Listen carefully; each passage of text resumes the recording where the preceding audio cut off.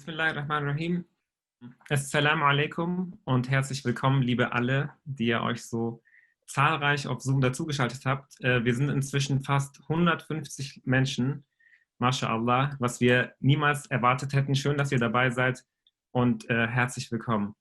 Wir freuen uns heute auf einen ganz besonderen Abend und unsere erste Veranstaltung tatsächlich als MHG Würzburg.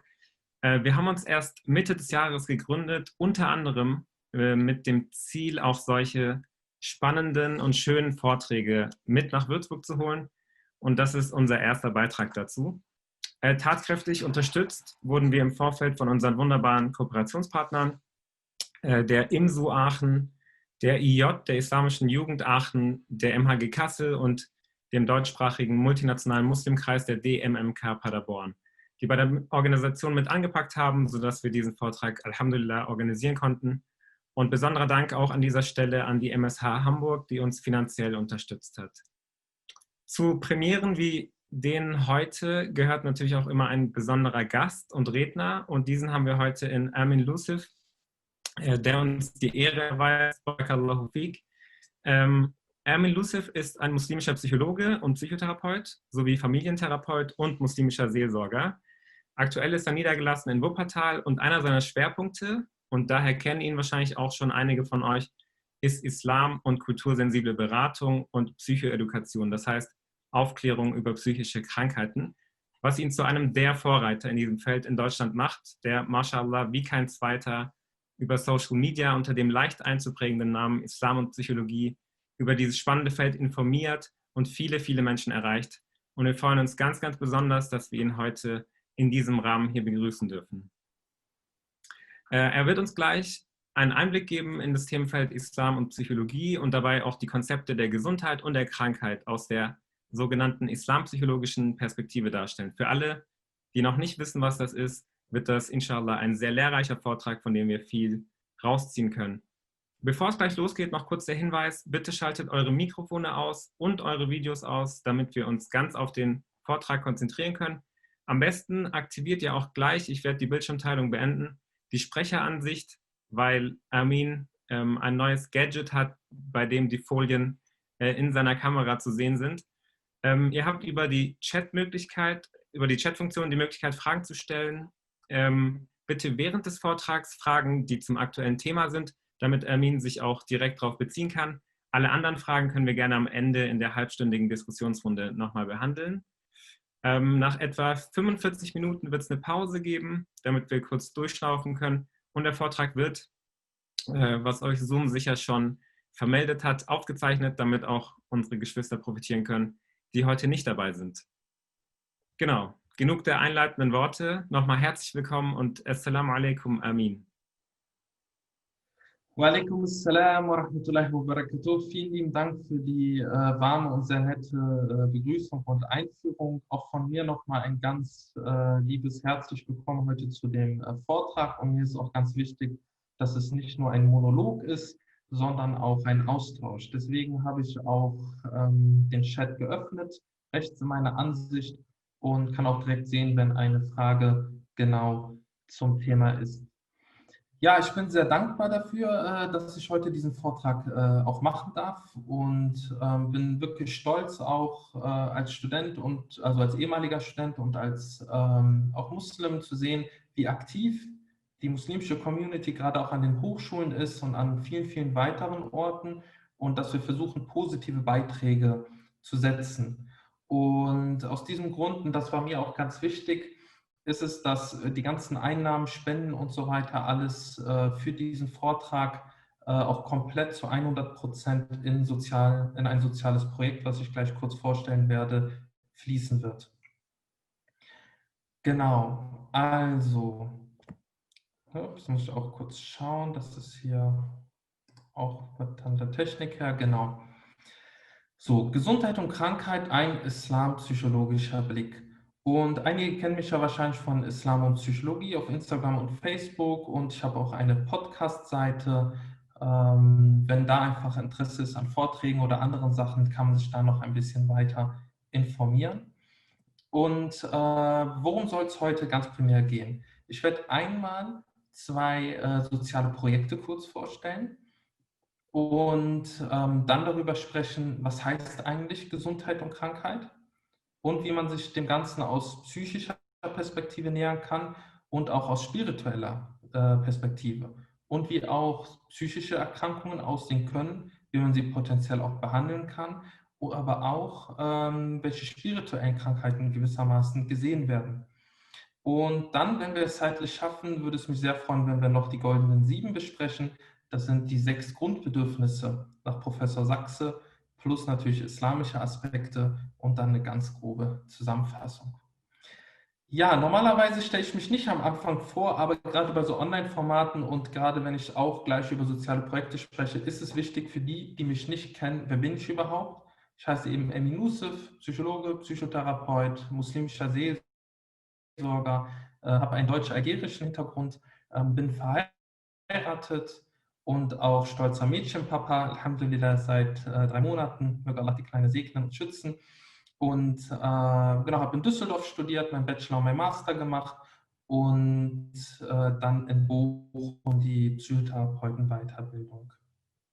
In Medina über einen Online-Kurs dann an der Prophetenmoschee die muslimische Seelsorgeausbildung gemacht und zurzeit studiere ich noch Islamwissenschaften, weil ich gemerkt habe, das Wissen reicht einfach nicht, beziehungsweise die Kritik, die ich häufig äußere, ist, ähm, dass zum Beispiel Gelehrte oder Imame über ein Thema sprechen, zum Beispiel Psychologie oder auch psychische Erkrankungen, obwohl die gar nicht dazu befähigt sind. Genauso wäre es aber auch in dem Sinn unangemessen, wenn ich über so ein Thema spreche, ohne selber eine ausgiebige und genau Ausbildung darin zu besitzen. Und deswegen bilde ich mich darin auch zurzeit aus und mache auch nur Aussagen über Bereiche, die ich dann auch wirklich gut behandelt habe.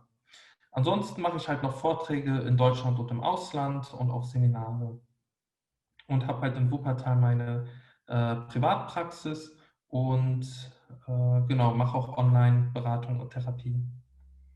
Inshallah bin ich auch am Samstag in Hamburg auch für einen Vortrag zum Thema Raus aus dem Regen, also Depression bei Kindern und Jugendlichen. Jetzt kommen wir zu einem Herzensprojekt, wo auch heute alle Einnahmen dazu, also mein Referentenhonorar zum Beispiel dazu gespendet werden. Und es ist das Nähmaschinenprojekt in Afghanistan, in Kabul. Und das ist eine Kooperation von TUISA e.V. und der Afghanischen Kinderhilfe Deutschland e.V. Und wie ist das entstanden? Ein Freund von mir ist Afghane, der Vater von ihm hat diesen Hilfsverein und beides sind Ärzte und haben eben vor Ort mit ganz vielen anderen, die machen da auch Impfaktionen für die Bevölkerung und haben dort 2 kleine Kliniken als auch Ausbildungsstätten, gerade für junge Frauen und Waisenkinder, weil eben Bildung die größte Chance beinhaltet, dauerhaft und nachhaltig etwas zu verändern. Ja, das ist ja immer so das Wichtige, dass man nicht nur irgendwie Geld gibt und dann sind die kurz für einen Tag versorgt, sondern die dazu befähigt, wirklich selbstständig auch dauerhaft Einkommen zu generieren. Und dafür ist eben dieses Nähmaschinenprojekt da. Und warum Afghanistan? Eben Afghanistan war einst für seine reiche Kultur und schöne Landschaft weltweit bekannt. Jedoch durch die ganzen Kriege sind die Zustände wirklich katastrophal. Na, also es gehört auf jeden Fall zu den Top-Ländern, wo leider die Geburtensterblichkeit unglaublich hoch ist. Ne, die Säuglingssterblichkeit. Das heißt, 119 Säuglinge von 1000 Geburten sterben. Ne? Und das ist der Stand von 2015. Als wir vor Ort waren, war nur stundenweise Strom in der Stadt. Nahezu jede zweite Schule hat kein eigenes Schulgebäude. Nur 13% der Mädchen schließen die Schullaufbahn ab. Und da haben wir gesagt, da müssen wir etwas verändern, einen kleinen Beitrag leisten und haben eben Nähmaschinen für die Absolventinnen eines einer näheren Ausbildung dort finanziert und quasi, dass jede Absolventin auch eine eigene Nähmaschine dann hat, mit der sie direkt durchstarten kann. Auf diesen Nähmaschinen ist auch mit lokalen Geschäften Garantie drauf, sodass auch, wenn etwas kaputt geht, die das kostenfrei repariert bekommen, bis zu 3 Jahre lang. Genau, das ist einfach ganz grob zum Projekt, wo heute die Gelder hingehen. Und ich bin sehr, sehr glücklich und hoffe, dass dieses Projekt gesegnet ist und viel Nutzen für alle gibt, möchte ich euch das Psychosoziale Zentrum für Muslime vorstellen. War ich beim Notar und habe es unterschrieben und melde es jetzt an. Und ihr könnt euch in den Newsletter dafür eintragen, entweder indem ihr einfach auf die Seite islamundpsychologie.de geht, dann kommt automatisch die Aufforderung, wer möchte, in den Newsletter sich einzutragen, oder unter islamundpsychologie.de/pzm-newsletter.htm. Und das soll sich allein durch Spenden finanzieren und einfach damit auch eine Unabhängigkeit besteht und auch freie Forschung betreiben kann. Und erste Projekte sollen sein Ramadan, also Gutachten, Stellungnahmen und Handreichungen aus dem pädagogischen, psychologischen und medizinischen Bereich für Lehrer, Schulleiter, damit auch die Diskriminierung und Bedrängung fastender Schüler aufhört. Psychosoziale Erste-Hilfe-Kurse in Moscheen und Vereinen in Deutschland und europaweit. Teilweise mache ich das jetzt bereits, aber das dann in einem viel größeren Umfang, sodass inshallah jede Stadt oder jede große Stadt, es gibt so ungefähr 56 Großstädte, meine ich muss nochmal die genaue Zahl angucken, irgendwann in den nächsten 5 Jahren mit Allahs Erlaubnis dann versorgt ist, dass wirklich in jeder Stadt oder in jeder Großstadt Ansprechpartner da sind. Fortbildung für Imame, Seelsorger, aber auch für Nichtmuslime. Einfach aus dem Grund, damit die kultursensibler handeln können. Das habe ich auch schon mit Kliniken in Berlin und anderen Städten gemacht, aber das natürlich immer in einem viel geringen Umfang, weil ich bin nur eine Person und würde sehr gerne andere Psychologen, Pädagogen, Sozialarbeiter darin ausbilden, dass die das dann machen und auch bezahlt machen. Ne? Also, allein auf Ehrenamt lassen sich so große Projekte nur bedingt umsetzen.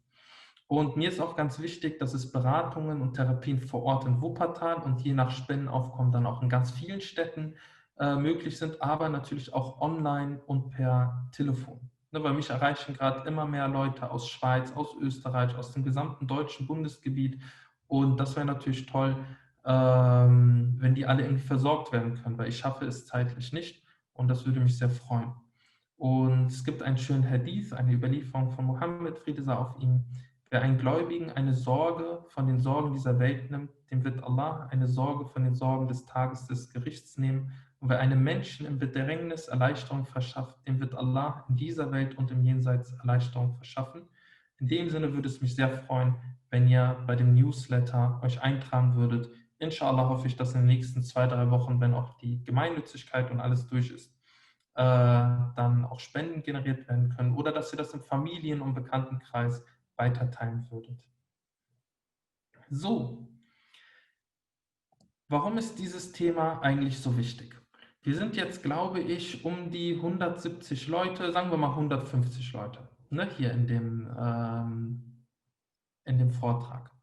Und ihr müsst euch vorstellen, dass statistisch gesehen jede dritte Person in diesem Jahr an eine psychische Erkrankung, an eine behandlungsbedürftige psychische Erkrankung leiden wird. Das heißt, von den 150 Leuten hier werden über 50 Personen eine psychische Erkrankung haben. Und das ist keine geringe Zahl. Es soll einerseits wachrütteln, hey, das ist ein wichtiges Thema. Es soll aber auch uns ganz bewusst machen,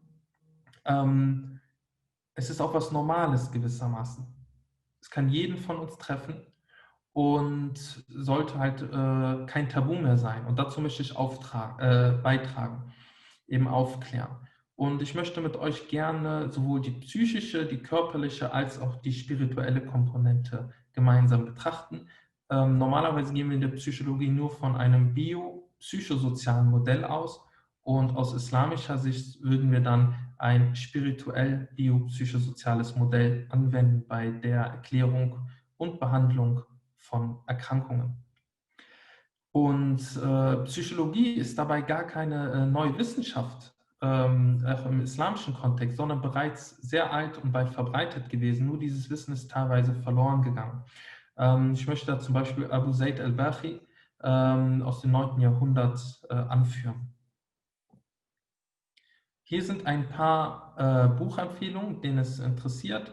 Ich finde zum Beispiel das Buch Islam und Psychologie von Ibrahim Ryschow und Paul Kaplik sehr interessant und gut. Da werden aktuelle Konzeptionen aus Theorie und Praxis vorgestellt. Dann einen amerikanischen Ansatz, Islamically Integrated Psychotherapy. Und also die beiden Bücher habe ich gelesen. Das dritte Buch habe ich noch nicht gelesen, Umgang mit muslimischen Patienten. Aber ich kenne eben auch Malika und Ibrahim und bin mir sicher, dass auch hier guter Content inshallah geliefert wird. Na, also es ist sowohl interessant für Muslime als auch Nicht-Muslime, die sich ein bisschen tiefer mit der Thematik auseinandersetzen möchten. So. Sehr gut, da schreibt jemand, das dritte Buch ist auch sehr gut. Freut mich, vielen Dank. Ähm, Wichtig ist, dieser Begriff Gesundheit oder Krankheit hat sich über die gesamte Menschheitsgeschichte, also jetzt wirklich viele tausend Jahre, immer wieder verändert. Ne, man kann sich nämlich auch diesem Thema ganz unterschiedlich nähern. Man kann sich dem medizinischen nähern, man kann sich dem psychologischen nähern, man kann sich dem philosophisch auch nähern oder auch spirituell. Und man kann einmal die Gesundheit als einen eigenen Zustand definieren oder sagen, naja, wenn keine negativen Symptome da sind, dann ist man automatisch gesund. Und warum das so bedeutsam ist, auch wie man das definiert, sieht man beim Beispiel aus der nationalsozialistischen Zeit. Dort wurden zum Beispiel über 250.000 Menschen, ne, mit Schizophrenie in Deutschland sterilisiert oder getötet. Na, also wirklich ein ganz starkes Menschheitsverbrechen. Und daher kommen auch natürlich immer noch Sorgen und Ängste, ne, die damit verbunden sind. Wenn ich mich als jemand erkenntlich zeige, der eine Erkrankung hat, was passiert, werde ich ausgegrenzt, je nach Land oder Kontext habe ich damit dann mit negativen Konsequenzen zu fürchten. Ganz viele, die gerade studieren, haben ja auch solche Sorge, wenn die, egal wegen welcher Erkrankung, ob es Diabetes ist, ob was anderes ist, psychische Erkrankung oder körperliche, werde ich dann noch verbeamtet oder nicht? Und eigentlich müssen wir da dafür sorgen, dass da eine Enttabuisierung auch stattfindet. So, dann, wie gerade eben kurz aufgeführt, Abu Zaid al-Bachi. Und ich finde, der hat einen ganz interessanten Ansatz auch propagiert. Zum Beispiel, dass so wie wir alle so eine Art Notfallkoffer haben für Medikamente, kennen wir vielleicht zu Hause, für Übelkeit, Paracetamol, Ibuprofen für Schmerzen und ne, Übelkeit in solche Womex oder was auch immer, paar Pflaster. So sollte es auch so eine Art für psychische Notfälle sollte man auch etwas bereithalten. Ne? Und da kann eben solches helfen, wenn man über Qadarullah, ne, also über das Schicksal und Vorherbestimmung Bescheid weiß, dass man sagt, Alhamdulillah, jede Sache hat auch etwas Gutes, entweder als Prüfung, als Reinigung oder auch als Belohnung und. Und finde zum Beispiel ganz spannend, Abu Zaid al-Bachi hat auch viel über Waswasa, Zwangsgedanken gesprochen und er hat die so gut auch klassifiziert, was dem DSM-5, ne, also dem aktuellsten und fortschrittlichsten Diagnosesystem aus den USA, sehr nahe kommt. Und das muss man sich mal vorstellen im 9. Jahrhundert. Also in dem Sinne, es ist nicht, naja, wie man so sagt, irgendetwas Neues oder vermeintlich aus dem bösen Westen, ne? Also ich teile die Ansicht nicht, aber manche, die dann sagen, das ist nur was Neues, das hat nichts mit dem Islam zu tun. Nein, wir waren mal so weit und das Wissen ist teilweise eben verloren gegangen.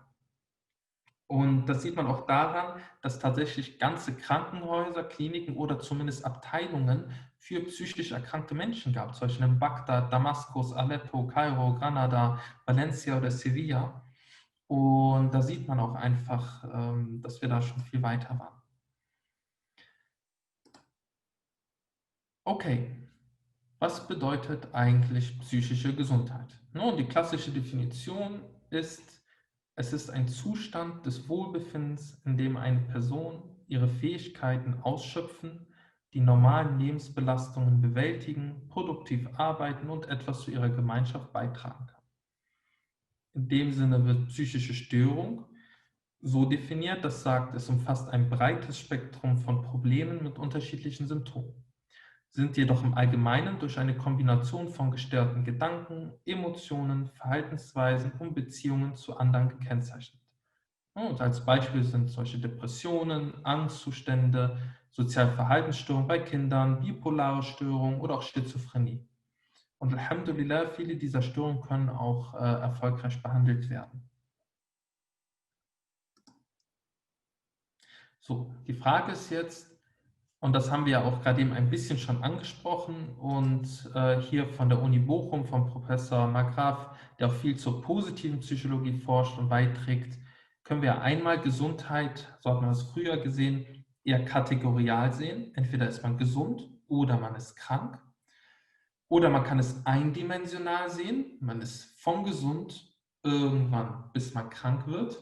Oder es läuft parallel. Man ist sowohl gesund als auch krank. Und man geht jetzt heute eher so davon aus, wenn die krankmachenden Faktoren überwiegen, fühlt man sich mehr krank. Und wenn die gesund machenden Faktoren überwiegen, dann fühlt man sich eher gesund. Aber die anderen Faktoren sind immer noch da. Es ist nicht ein Entweder-Oder.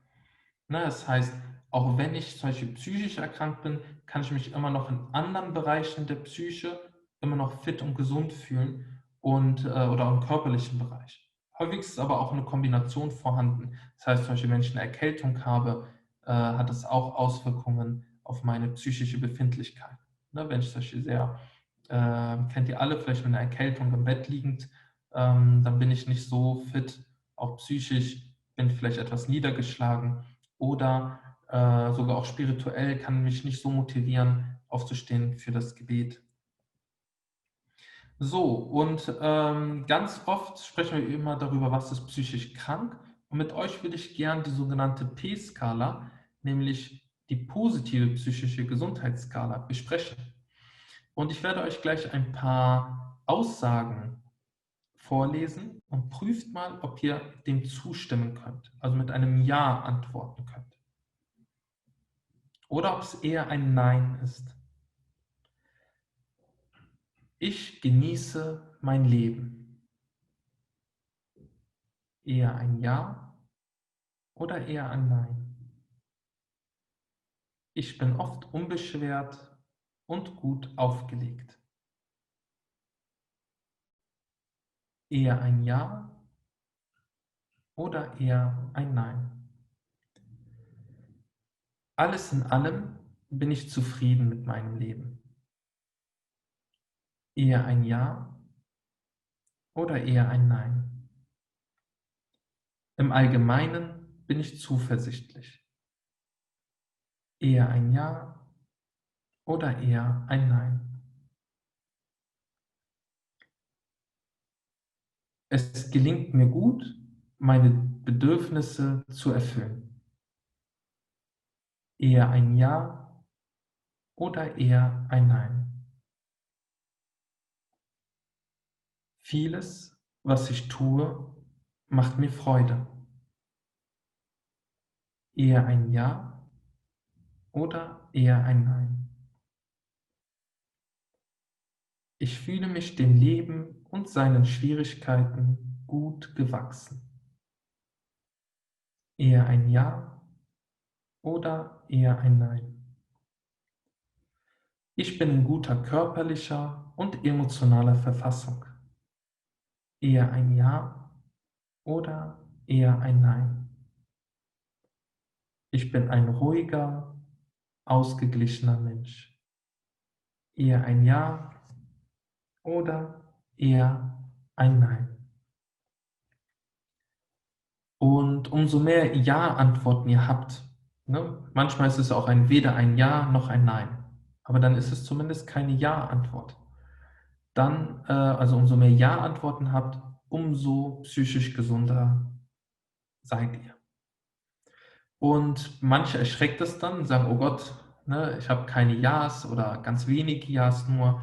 Das ist in dem Sinne jetzt nichts per se Schlimmes, aber könnte für euch doch ein Anzeichen sein, hey, vielleicht sollte ich da ein bisschen an mir arbeiten oder meine Lebensumstände verändern. Also auf die Suche gehen, was brauche ich eigentlich, um in diesem Bereich doch eher ein Ja zu antworten, als nur weder noch oder Nein zu antworten. Also ihr seht, man kann sich dem ganzen auch psychologischen Thema nicht nur defizitär nähern, also was stimmt nicht bei mir, sondern eher, wo möchte ich hin, was läuft gut und. Ne? Auch, dass man die Ressourcen und so weiter alles betrachtet. In der Psychologie sprechen wir bei der Entstehung von psychischen Erkrankungen vom sogenannten Diathese-Stress-Modell. Ja, man kann auch sagen, vereinfacht gesagt, das Gene-Umwelt-Modell. Und da geht es einmal um die körperlichen oder biologischen Startbedingungen plus psychische Umwelt oder auch allgemeine Umwelteinflüsse. Ihr kennt vielleicht alle Helmut Schmidt, ne, den ehemaligen Bundeskanzler, und der hat auch noch in hohen Jahren immer noch geraucht und erst sehr spät entsprechende Krankheiten entwickelt. Ne, man hat immer früher scherzhaft gesagt, naja, Rauchen kann ja gar nicht so schlimm sein, der macht das da auch noch mit 80, 90 Jahren quasi. Und es ist eben wichtig zu sagen, abhängig davon, von unserer Biologie, von unserem Staat gewissermaßen, können wir tatsächlich widerstandsfähiger gegenüber Einflüssen sein. Ne? Das heißt, manche Menschen, die rauchen nur 2, 3 Jahre und entwickeln dann schon Krebs. Und andere Menschen, die können tatsächlich 20, 30 Jahre lang ohne eine Erkrankung dann rauchen. Und so ist das ein bisschen auch mit manchen psychischen Stressoren.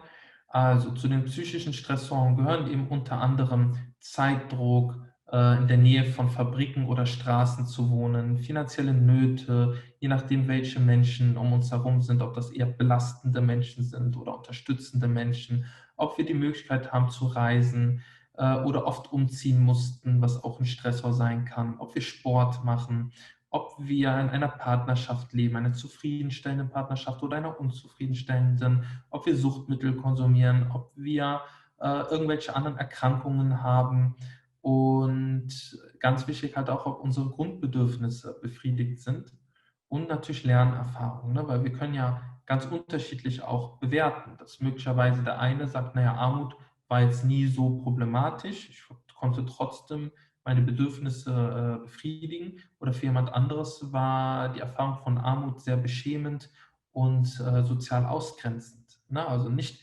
nur die Situation an sich kann ein Stressor sein, sondern auch, wie wurde es verarbeitet. So, dieser Stress, ne, oder beziehungsweise Stress ist erst einmal normal, Alltag in unserem Leben. Und problematisch ist es erst, wenn es chronisch wird. Ne? Also schon so 3 bis 6 Monate in der Regel oder länger anhält.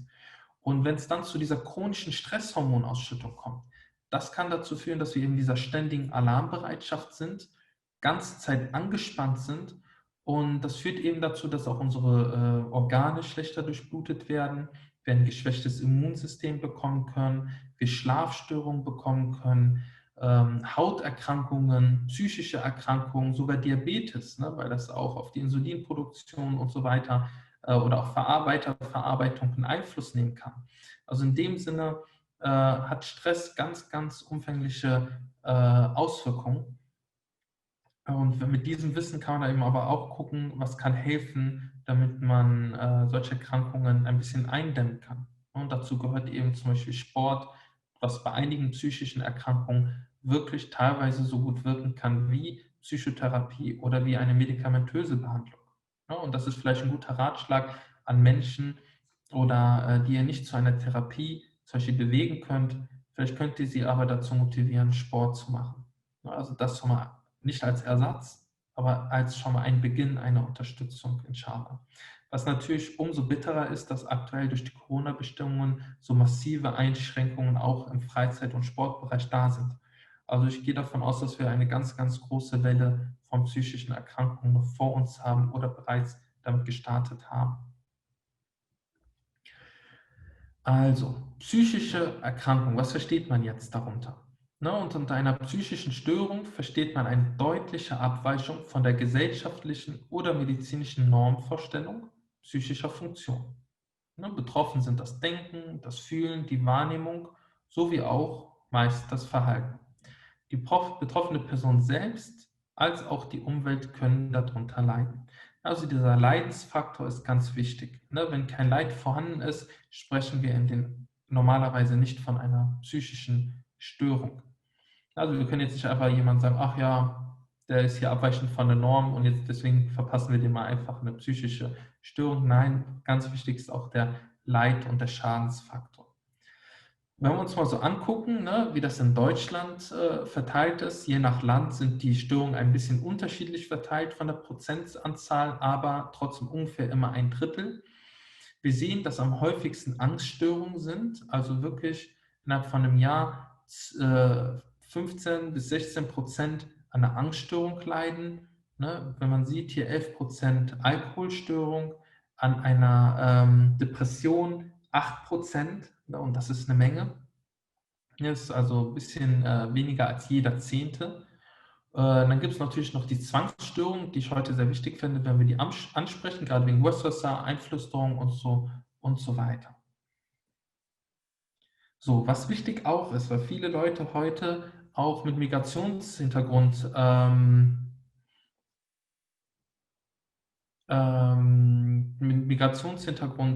heute hier zuschauen und zuhören. Menschen mit Migrationshintergrund haben häufig noch mehr Stress als die Allgemeinbevölkerung.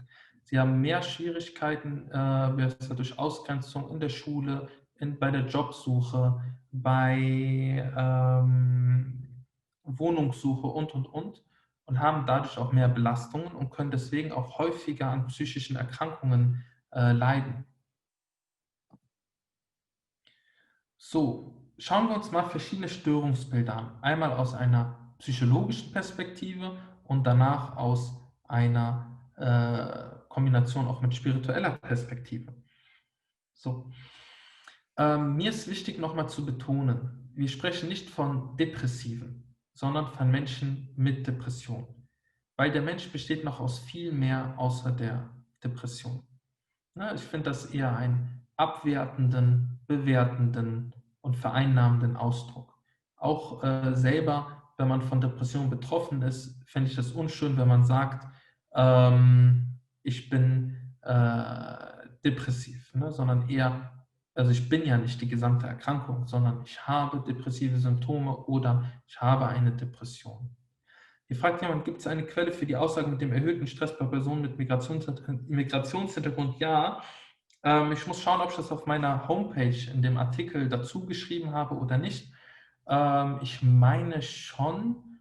Ansonsten muss ich das nochmal nachreichen. Das ist eine niederländische Studie, aber es gibt das auch aus anderen Ländern, wo gerade also unterschiedliche Migrationshintergründe auch untersucht wurden. Also zum Beispiel Menschen aus Deutschland, die haben ja auch einen Migrationshintergrund in den Niederlanden oder aus Frankreich, hatten weniger Probleme als jetzt Menschen aus schwarzafrikanischen Ländern oder arabisch-muslimischen Ländern, weil die ja auch eher solchen Anfeindungen und so weiter ausgesetzt sind. Es gibt eine ganze Menge von, wie heißt nochmal, Studien. Ich habe selber Bachelor- und Masterarbeit zu dem Thema Vorurteile aufgrund der Namensgebung, ne?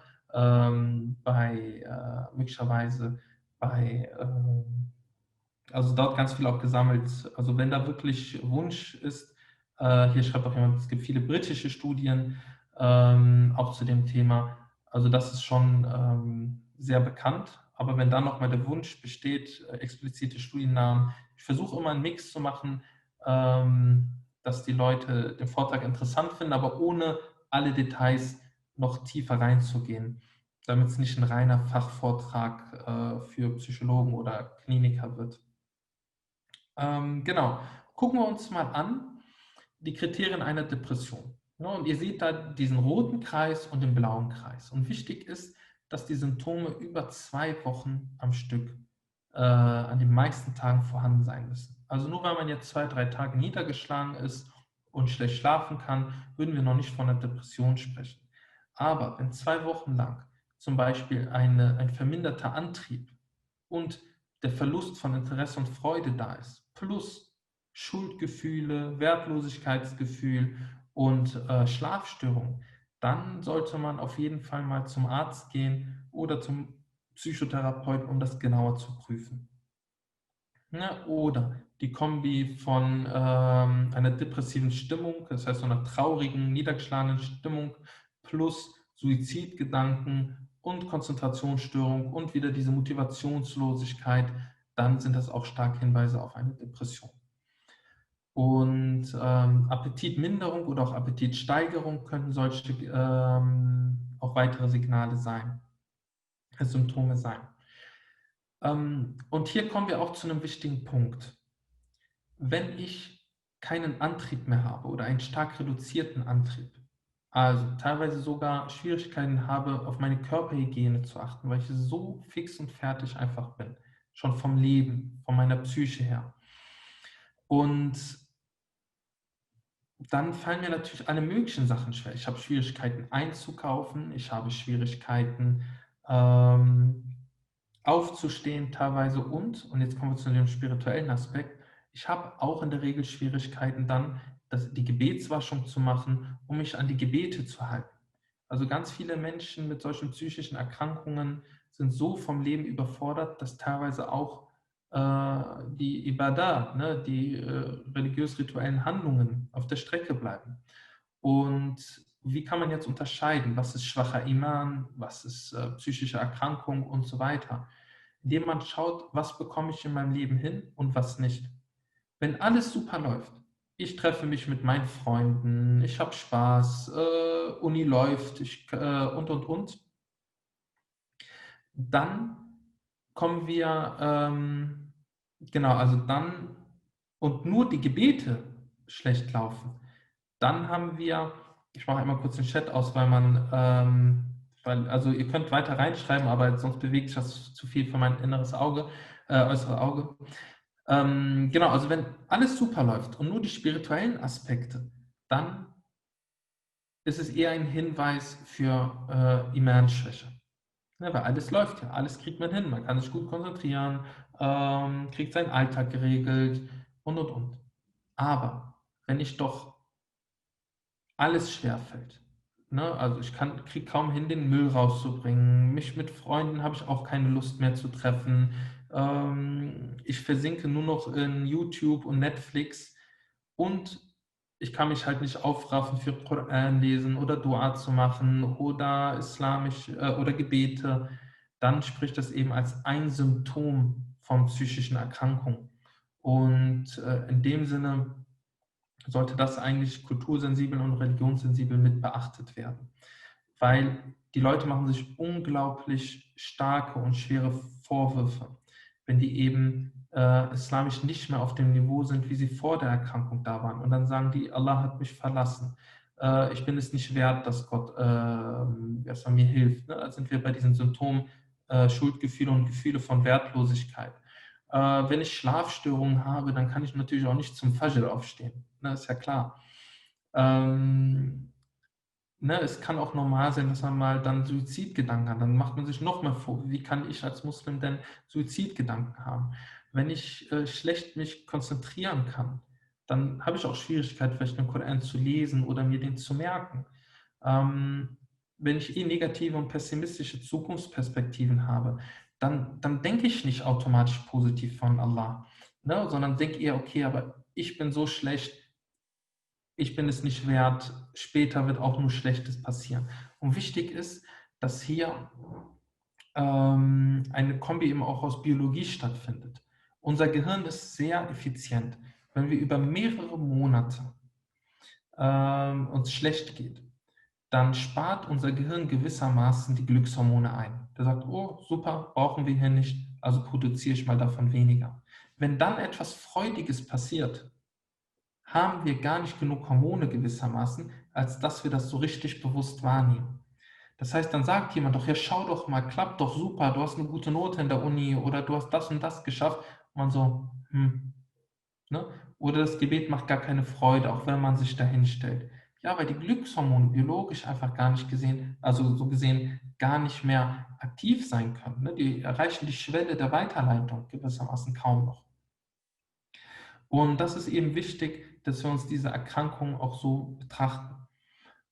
Aus einer spirituellen Perspektive, wenn man überlegt, wie können solche Erkrankungen also passieren, haben wir also biologische Ursachen, also solche Schilddrüsenunterfunktion und auch Vitamin D-Mangel zum Beispiel. Wir haben psychologische Ursachen, zum Beispiel, wenn die Bedürfnisse nicht so befriedigt werden, wenn ich das Gefühl habe, ich bin für niemanden wichtig, ich werde abgewertet in zwischenmenschlichen Beziehungen, wenn ich viele negative Erfahrungen mache. Und natürlich können auch spirituelle Probleme zu einer Form von Depression führen. Wenn wir zum Beispiel gucken, was uns normalerweise Struktur gibt, war vielleicht die Gebete. Wenn man die dann vernachlässigt, weil man sagt, ach ja, interessiert mich irgendwie doch nicht mehr so super viel, andere Sachen sind mir gerade wichtiger und ich vielleicht hier und da Drogen konsumiere oder mit Menschen viel streite, denen ich verzeihen kann. Ne? Das sind ja alles so spirituelle Aspekte auch, ne? Lügen. Da kommen wir gleich nochmal, wenn wir uns die spirituellen Krankheiten anschauen, dann hat das natürlich oder kann das auch Auswirkungen auf die Psyche haben. Ne? Wenn ich in Konflikte mit Verwandten weiterlebe, obwohl ich vielleicht mit einer spirituellen Perspektive etwas verzeihender, etwas oder wieder Kontakte versuchen könnte. Genau. Ne? Und wir wissen, also aus islamischer Perspektive zumindest, dass auch eine religiöse Haltung Erschwernisse uns erleichtern kann. Ne? Wenn wir wissen, okay, ich würde für jede Erschwernis belohnt, dann kann das psychische Einschläge auch abfedern. Also in dem Sinne kann das schon ein Wechselspiel sein aus spirituellen Quellen, aus psychologischen Quellen, aus biologischen Quellen, aber das kann man einer Person nicht ansehen, woran es liegt. Das muss man erst genau diagnostizieren und gemeinsam erarbeiten. Deswegen ist die Aussage, Depression bekäme man nur bei schwachem Iman, absoluter Blödsinn. Und das möchte ich wirklich klar und deutlich sagen. Warum? Wenn das so wäre, dass man Depressionen nur bei schwachen Imanen bekommen würde, ne, oder da ein klarer Zusammenhang wäre, dann hätte ja automatisch jeder Nicht-Muslim eine Depression, weil die haben ja gar keinen Iman aus islamischer Perspektive. Es ist aber überhaupt nicht so. Die Depressionsraten sind ungefähr ähnlich verteilt in muslimischen und nicht-muslimischen Ländern. Das möchte ich euch einmal zeigen. Da komme ich gleich nochmal zu. Das überspringe ich kurz. So. Gucken wir uns also an. Zum Beispiel die Depressionsrate. Es gibt natürlich unterschiedliche Schätzzahlen, auch aus welchem Jahr man das nimmt und wie genau die Methodik ist. Aber wenn wir zum Beispiel sehen, Algerien, Marokko sind so bei 4,5% circa, Jordanien bei 4%, Kuwait bei 5%, Schweiz 5%, Türkei 4,4%, die USA fast 6%, aber am wenigsten hat unter anderem Honduras auch. Und genau, ähnlich wie Indonesien. Also im Grunde unabhängig davon, es gibt manchmal, haben muslimische Länder höhere Raten an Depressionen und manchmal haben muslimische Länder niedrigere Raten. Ne? Und das ist eben wichtig, wenn man es so betrachtet. Ne? Wenn man zum Beispiel schaut, Kuwait und nehmen wir jetzt zum Beispiel Honduras, ne? Dann sieht man auch zum Beispiel, dass da auch mal ein nicht-muslimisches Land weniger haben kann. In dem Sinne kann man nicht generell sagen, das hat irgendwas mit dem Islam zu tun. Es gibt aber Studien, die zeigen, dass der Islam eine Ressource sein kann, also religiöser Glaube und auch unterstützen kann. Ich vergleiche das immer ein bisschen wie mit einem Sportler. Der kann auch eine Erkältung bekommen, der kann auch Diabetes haben, der kann auch einen Herzinfarkt bekommen, der kann auch einen Tumor entwickeln. Aber die Wahrscheinlichkeit ist tendenziell, sagen wir mal so, dass das möglicherweise leichter bewältigt werden kann oder man an noch mehr Ressourcen anknüpfen kann. So, welche Form von Depression gibt es? Es gibt zum Beispiel die einzelne Depression, das ist eine Phase, die kommt langsam und geht wieder, mindestens 2 Wochen, die kann aber auch in die Monate oder auch Jahre gehen. Dann gibt es die wiederkehrende Depression, die sogenannte rezidivierende depressive Episode. Das heißt, es kommt eine Phase, es geht wieder mit ein bisschen Pause und sie kommt und geht wieder. Dann gibt es vereinfacht gesagt auch so eine Art Dysthymie, chronische Depression. Das ist dann nicht ganz so stark ausgeprägt wie eine klassische Depression, aber schon, dass man sich immer so im Minusbereich, im unteren Level fühlt. Und das chronisch schon fast sein Leben lang. Und es gibt die bipolare Störung, aber auf die möchte ich jetzt einfach aus Zeitgründen nicht so intensiv eingehen. Wer möchte, dem würde ich zum Beispiel empfehlen, Das ist ein Video, das heißt, ich hatte einen schwarzen Hund. Ne, das ist ein Video, wo darüber aufgeklärt wird, was sind so die Symptomatiken, was kann helfen, wie fühlt man sich als Mensch mit Depression. Und das gibt es auf Deutsch, das gibt es auf Englisch, das gibt es auf Arabisch und kann das nur empfehlen, wenn man darüber mit anderen Menschen ins Gespräch kommen möchte. So. Gucken wir uns das Thema Zwangsstörung an.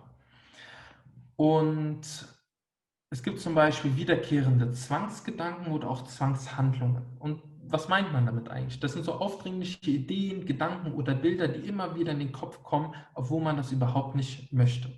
Und die sind unangenehm oder auch beängstigend. Und es gibt solche Klienten, die denken zum Beispiel immer wieder an sexuelle Inhalte, ob es jetzt mit Kindern, ob es jetzt bezüglich Religion oder Gott oder anderen Sachen, ne, die drängen sich auf, obwohl die nicht haben möchten und das ist für die total unangenehm. Oder der Gedanke, nicht, dass ich, also wenn ich ein Baby habe, nicht, dass ich mein Baby aus dem Fenster werfe oder nicht, dass ich mein Kind auf die Straße werfe, nicht, dass ich irgendjemand überfahren habe, also meist auch mit so einem Schuldthema oder es muss alles in einer gewissen Ordnung sortiert sein, weil sonst passiert etwas Schlimmes. Ne, und das drängt sich auf. Und teilweise wissen die Leute, dass das unsinnig ist und teilweise sind die aber auch überzeugt von Aspekten. Und wichtig ist, es können alle möglichen Gedanken mal hochkommen, die auch bei nicht erkrankten Personen oder Menschen mit dieser Erkrankung vorkommen. Aber jemand, der nicht eine Zwangsgedankenstörung hat, der denkt sich einfach, oh, komischer Gedanke, macht sein Leben ganz normal weiter. Aber die Person mit dieser Erkrankung hat panische Angst und versucht sich da irgendwie zu beruhigen. Und bei den Zwangshandlungen, das sind wiederkehrende und oft als sinnlos oder übertrieben empfundene Handlungen, ne? Wo die sich dann gedrängt dazu fühlen. Und das kennt man zum Beispiel bei Menschen, bei Muslimen, die machen dann die Gebetswaschung teilweise 20, 30 Mal oder wiederholen das Gebet 5-mal, 10-mal, 20-mal. Und aus spiritueller Perspektive haben wir eigentlich Lösungen dafür. Wir glauben ja daran, dass zum Beispiel wir Einflüsterung von, wie heißt nochmal, Djinns, dem Shaitan als Djinn auch haben können. Aber dazu hat ja Mohammed, Friede und Segen sei auf ihm, ja uns Empfehlungen gegeben. Was tun wir dann? Wir sagen zum Beispiel, A'udhu billahi minash shaitan rajim. Oder im Gebet dann dieses trockene symbolische Spucken dann ne, zur Seite. Und wenn das aber nicht nützt und das weiterkommt, dann ist eher davon auszugehen, dass es nicht eine klassische Westwasser ist, einfach eine Einflüsterung, sondern Symptome einer Zwangsgedanken- oder Zwangshandlungsstörung. Ne, das sind so die Formen, weil aus islamischer Perspektive sind die Shayatin schwach. Wenn man Bismillah sagt, nach authentischen Hadithen, können die nicht mit rein ins Haus. Und wenn man Bismillah beim Essen sagt, können die nicht sich miternähren. Wenn man die Ayatul Kursi vor dem Schlafen sagt, ist man geschützt bis zum nächsten Morgen. Das heißt, wenn man den Adhan macht, flüchten die aus dem Raum. All solche Aspekte, da wissen wir ja, wir sind geschützt. Wenn wir aber trotzdem solche Einflüsterungen dann haben, dann ist das eher aus der Psyche produziert und nicht auf solchen Sachen zurückzuführen. Ne, das sind so Besonderheiten, das sind so interessante Aspekte, wie man spirituelle und islamische Aspekte in die Therapie, in Beratungen einbeziehen kann. Genau. So. Genau. Hier habe ich zum Beispiel ein paar Beispiele für Gedanken oder auch Zwangshandlungen. Manche haben eben die Angst, dass die infiziert seien oder zwischen Najis, ne, also rituelle Unreinheit an sich haben und dann zum Beispiel dass alle ihre Sachen in die Waschmaschine tun und danach immer noch denken, oh nein, nicht, dass ich aber mit meinen Schuhen irgendwas in die Wohnung getragen habe und danach, dass an meinen Socken dran ist und danach auf den Gebetsteppich und auch islamische Erklärung, dass dann trotzdem das Gebet gültig ist. Dass zum Beispiel der Prophet Mohammed, Friede sei auf ihm, mit, man vermutet, Kot an den Schuhen das Gebet begonnen hat, dann vom Engel Jibril a.s., die aufgeklärt wurde, dass er etwas an den Schuhen trägt. Er hat dann die Schuhe im Gebet ausgezogen, zur Seite gelegt und dann weiter gebetet, zeigt ja, dass es unproblematisch ist. Natürlich soll man es nicht mit Absicht machen, man muss es wegpacken und so weiter.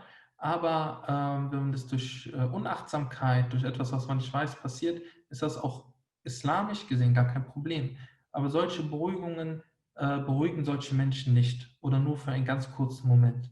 Man muss sich vorstellen, dass die Amygdala und andere Gehirnbereiche hyperaktiv sind. Man kann das sich vorstellen wie ein Feuermelder, der schon, wenn auf der anderen Straßenseite jemand eine Zigarette raucht, Alarm schlägt. Auf den Feuermelder kann man noch so mit Logik einreden, der wird weitermachen. Und deswegen gibt es eben psychotherapeutische Techniken, wie man auch biologisch dem Körper wieder beibringt, hey, beruhig dich, hier kannst du in Ruhe leben. Und zu den häufigen Zwangshandlungen habe ich schon ein bisschen gesagt, sind diese exzessiven Waschrituale, Kontrollhandlungen, Ordnungszwänge, Zählzwänge. Viele haben auch so diesen Gedanken, oh nein, nicht, dass ich durch ein Lachen oder etwas anderes mich lustig gemacht habe über die Religion, Angst haben, Schirk gemacht zu haben, dann immer wieder die Shahada aussprechen, also das Glaubensbekenntnis und dann die Rusul machen. Also ich hatte jemanden, zum Beispiel, der hat eine Zwangsstörung, der hat 2 Stunden am Tag mit Rusul, also der rituellen Ganzkörperwaschung verbracht. Und eben weil diese ständige Angst da war. Und es gibt einen spannenden Hadith, ich glaube von Abu Huraira, auch ein authentischer Hadith, wo ein Sahaba, also ein Gefährte, zum Propheten Mohammed, Friede sei auf ihn, gekommen ist und ihm gesagt hat, ja Rasulullah, ich habe so schreckliche Gedanken, für die ich mich so schäme, die sind so schrecklich, die kann ich dir nicht sagen. Und dann hat der Prophet gefragt, möchtest du diese Gedanken haben? Und der Gefährte, nein, ich finde die schrecklich, ich kämpfe dagegen an. Und dann hat Mohammed sallallahu alaihi wasallam gesagt, das ist ein Zeichen von starkem Iman. Also vom starken Glauben. Und gerade trifft es Menschen, die eben die ganz große Sorge bezüglich Religion haben. Also häufig treffen diese Zwänge gerade Sachen, wo man große Ängste hat. Jemand, der ganz stark auf Reinigkeit bezogen ist, der hat vielleicht Reinigkeitsängste. Jemand, der ganz stark religiöse Sorgen hat, weil es dem so wichtig ist, der hat diesbezüglich Ängste. Ich habe auch einen Klienten, der hatte ganz große Sorgen, dem war ganz wichtig, keinen Schaden gegenüber Frauen auszuüben. Und der hat die ganze Zeit den Gedanken, dass er Frauen schaden würde. Und hat deswegen Ängste und Panik. Also ihr seht, gerade das erwischt einfach, wovon man große Angst hat. Was hat eine Mutter für eine große Angst? Oh Gott, nicht, dass ich mein Kind auf Versehen runterschmeiße vom Fenster, wenn ich da am Fenster stehe oder am Balkon. Also kommt dieser Gedanke immer wieder aufdrängend auf. Und es gibt zum Beispiel das Salkowski-Zwangsmodell, was das sehr gut erklären kann, wie solche Zwänge entstehen können und auch aufrechterhalten werden. Und ganz allgemein, je nachdem, welches Modell man nimmt, kann man auch einfach sehen, ein Zwangsgedanke ist da, der beunruhigt. Also der wird erstmal, also nehmen wir mal, ich hatte einen Klienten, der hatte immer Angst, dass seine Zigarettenglut noch im Mülleimer dann die ganze Küche abbrennt. Und der Gedanke ist also da, vielleicht ist noch Glut im Mülleimer. Und das bewertet er als gefährlich. Dann kommt die Angst, Unruhe. Klar, wenn er jetzt noch Feuer wäre, das ist gefährlich, macht mir Unruhe. Und dann kommt die Zwangshandlung, nämlich ich gucke nach. Dann bin ich für einen kurzen Moment beruhigt, gehe raus aus dem Raum und dann kommt wieder der Gedanke. Warum? Weil ich wurde belohnt für mein Nachgucken. Es hat mich ja beruhigt. Das ist ein bisschen wie eine Droge. Wenn ich nachschaue, beruhigt es mich. Also sagt das Gehirn, wenn nochmal die gleiche Situation ist, prüf nochmal nach. Und damit, wenn man die Leute fragt, musstest du von Anfang an 20 Mal deine Hände waschen, weil du unsicher warst, ob die Gebetswaschung richtig ist oder nicht, sagen die nein. Es hat vielleicht mit einmal, zweimal, dreimal, viermal, fünfmal angefangen und wurde immer mehr, immer mehr, immer mehr. Das ist wichtig, diese ganzen Aspekte zu kennen, dass es natürlich eine Form von spiritueller Beeinflussung geben kann oder eine Unwissenheit über einen Bereich, Deswegen kann es gut sein, dass man sich auch spirituell aufklärt, aber der Grundgedanke ist immer, der Islam ist leicht, die Religion ist leicht und bringt uns Erschwernisse nur, wenn wir sie missverstehen oder wenn eine Erkrankung vorliegt. So, gucken wir uns das Thema Schizophrenie nach einer kurzen 5-minütigen Pause an. Jetzt ist es 20:03 Uhr. Ich würde weitermachen um 20:08 Uhr, inshallah, und bis gleich.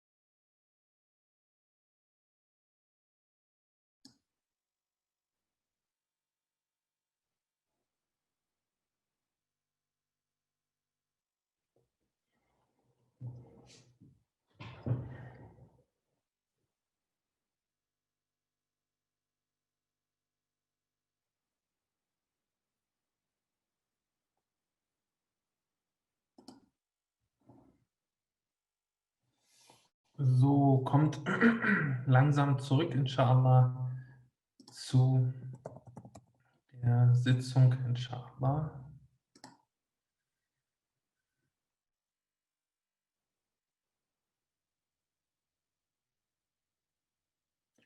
Das Zwangsmodell war von Salkowski. Ich glaube, es wird geschrieben Salkovski.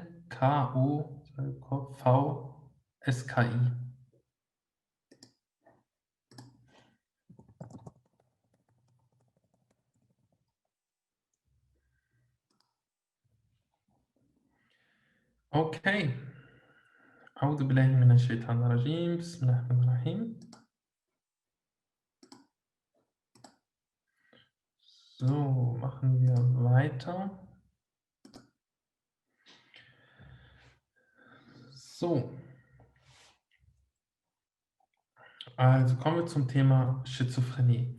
Und mir ist da wichtig auch noch zu sagen, jetzt sehe ich gerade, ich weiß gar nicht, warum hier unten so ein grüner Strich gerade ist.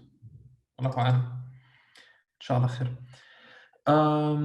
ist überhaupt Schizophrenie? Ne, damit wir danach gucken mal können,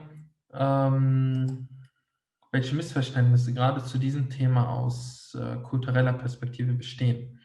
Also Kernsymptom oder die Hauptsymptome von der Schizophrenie sind halt die Psychose, und da gibt es einmal positive Symptomatik, das heißt, Symptome kommen hinzu, die eigentlich nicht da sein sollten oder nicht so ausgeprägt da sein sollten, so wie das, was wir kennen, Stimmen hören, Sachen sehen, die nicht da sind, das werde ich gleich drauf eingehen. Dann gibt es die Negativsymptomatik, das heißt, ja, Symptome gehen weg, die eigentlich da sein sollten, also Eigenschaften, sagen wir mal, vorher hatte man Antrieb, dann ist man antriebsarm, solche Aspekte, dann gewisse Denkstörungen, man kann sich nicht mehr konzentrieren, Sachen nicht mehr genau unterscheiden, was ist richtig, was nicht, was gehört zu mir, was gehört zum Außen, sind die Stimmen von draußen, sind die von mir, und auch Ich-Störungen, wer bin ich, was bin ich und solche Aspekte. Gucken wir uns mal die Positivsymptome an. Dazu gehören eben Halluzinationen, Dinge sehen, hören, fühlen, schmecken oder riechen, die nicht wirklich existieren. Und auch Wahnvorstellungen. Ne? Also man ist absolut davon überzeugt, Dinge, die nicht wahr sein können. Ne? Also zum Beispiel ein Klient, der sagt, ich kann nicht zu einem Arzt gehen, weil die stecken alle mit den Rockerbanden unter einer Decke. Da frage ich ja, wirklich alle Ärzte, sagt er ja, ist halt gar nicht realistisch. Ne? Also das ist wirklich eine extreme Wahnvorstellung, und ständig auf der Angst zu sein und auf der Hut zu sein. Aber wenn jetzt zum Beispiel, man muss gucken immer, was ist potenziell aber auch möglich, ne? Wenn man sagt, wir werden alle abgehört, dann wissen wir das spätestens seit Edward Snowden, dass das nichts Irrationales ist, sondern eine Realität. Aber die Frage ist auch, wie stark lasse ich mich dadurch beeinflussen in meinem Alltag, was glaube ich, welche Absicht steckt dahinter, und kann ich immer noch rational damit umgehen, oder verstricke ich mich da in ganz viele Widersprüche. Und dass man einfach sieht, dass der Körper sowas auch ganz komplett ohne Djinn-Beeinflussung, ohne also Dämonenbeeinflussung oder was auch immer, wie man es bezeichnen mag, Wesenbeeinflussung einfach selber produzieren kann, sieht man am Fakt, dass zum Beispiel, wenn man unter Schlafmangel leidet, ne, also mehrere Tage nicht geschlafen hat, solche Symptome produziert werden können. Ne, Halluzinationen, Ich-Störungen und so weiter. Oder wenn man gewisse Substanzen zu sich nimmt, ne, also zum Beispiel psychedelische Mittel. Ne, also zum Beispiel, es gibt gewisse Pilze, also Pflanzen, es gibt gewisse Medikamente, auch später bei der Demenz kann auch sowas kommen, oder bei stark ausgeprägten Depressionen, na, also wo es Gehirnveränderungen geben kann. Das kann der Körper dann auch nochmal selber sowas produzieren. Das hat nichts mit Djinn-Beeinflussung in diesem Punkt zu tun. Und ich bin ein, Allah weiß es am besten, praktizierender Muslim, der auch weiß, es gibt aus islamischer Perspektive so etwas wie also der böse Blick. Es gibt auch Engel, es gibt einen Gott, es gibt auch die Djinns, ne, gute wie schlechte unter denen. Ne, die schlechten bezeichnet man eben als Shayatin, Teufel. Ne, aber man sagt auch gewissermaßen, es gibt Shayatin auch unter den Menschen und den Djinns. Ich glaube an das volle Programm, Und trotzdem sage ich mit fester Überzeugung, dass wir von den allermeisten Fällen ganz klar davon ausgehen können, dass das psychische oder körperliche Erkrankungen sein können oder sind. Und der einzige Grund, warum ich es nicht komplett verneine, ist, weil ich darüber noch zu wenig Wissen habe. Aber ich kann euch bestätigen, zu mir kommen wirklich sehr, sehr viele Klienten, die meinen, sie seien von einem Dschinn beeinflusst. Ich konnte bisher alles auf körperliche oder psychische Ursachen zurückverfolgen. Und das sind manche Sachen, sind den Leuten gar nicht mehr so bewusst oder die betonen das unter. Ne? Also ich möchte ein Beispiel sagen, da war ich einmal wo, ich sage jetzt nicht das Land, wo ich war, auch nicht, damit diese Person rückverfolgbar ist. Auf jeden Fall war das bei einer islamisch sehr gelehrten Person, Allahumma barik. Und die Tochter wollte gerne eine Sitzung mit mir haben. Die hatte aber, weil die kaum Kontakt zu Männern in dem Land hatte, wollte sie gerne, dass der Vater dabei ist. Habe ich ausnahmsweise zugestimmt. Normalerweise ist das ungünstig, wenn Angehörige dabei sind.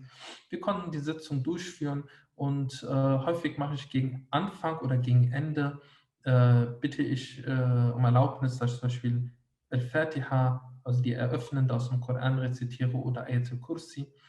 Und weil ich mich vor dem Gelehrten oder sagen wir mal zumindest eine Person, die mehr Wissen hat, etwas geschämt habe, dann zu rezitieren, habe ich gesagt, mach du das mal. Also zu dem Vater von der Jugendlichen. Und als er anfing, hat plötzlich die junge Frau wurde wütend und hat gesagt, stopp! Also man hat richtig gemerkt, ihr Wesen hat sich verändert. Und da haben wir uns auch erstmal komisch angeguckt. Das, was man irgendwie so davon kennt. Jetzt wird Koran rezitiert, plötzlich es reagiert jemand. Und da habe ich gemerkt, stopp. Was hat die junge Frau mir eigentlich erzählt? Die hat mir gesagt, sie leidet stark darunter, dass ihre Autonomie eingeschränkt ist, dass über ihren Kopf Sachen entschieden werden. Das macht sie hilflos und dann dieses Wut, was sie kennt. Und da merke ich habe einen Fehler gemacht. Statt wie sonst frage ich die Klienten immer und sage, hey, ist das in Ordnung, dass ich das rezitiere, oder möchtest du rezitieren oder sollen wir die Begleitperson das rezitieren lassen, habe ich einfach über ihren Kopf hinweg entschieden. Also habe ich mich entschuldigt, habe gesagt, es tut mir leid, es war ein Fehler von mir, ich habe über deinen Kopf entschieden, ich bitte um Entschuldigung. Wäre das für dich in Ordnung, dass wir überhaupt Koran rezitieren? Die so, ja. Und von wem möchtest du das gern rezitiert bekommen? Hat überlegt, ich möchte, dass du das machst. Und dann habe ich es rezitiert und sie hat keine Reaktion gezeigt. Und hätte ich aber kein Wissen auf dem Gebiet gehabt oder hätte ich zum Beispiel wie bei einigen Rakis, das sind die zum Beispiel durch Versuchen, durch Ruqya, durch Koran-Rezitation Heilung von Erkrankungen zu machen, da erkennt man leider Missstände. Was machen die dann? Die halten die Person fest, wenn die sich wehrt, und sagen dann noch mehr, noch mehr. Und was wäre dann passiert? Die Person hätte sich noch mehr eingeschränkt gefühlt, die hätte noch mehr geschrien, bis sie irgendwann nach einer halben Stunde erschöpft einfach zusammengesackt wäre. Und was hätten dann die Leute gesagt? Ja, seht ihr, war ein ganz starker Djinn in ihr, musste nur eine halbe Stunde lang rezitieren und dann war es fertig.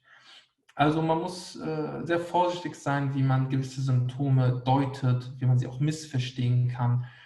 Und woran man das eben unterscheiden kann, sieht man zum Beispiel auch, wie ein typischer Verlauf von einer Psychose ist.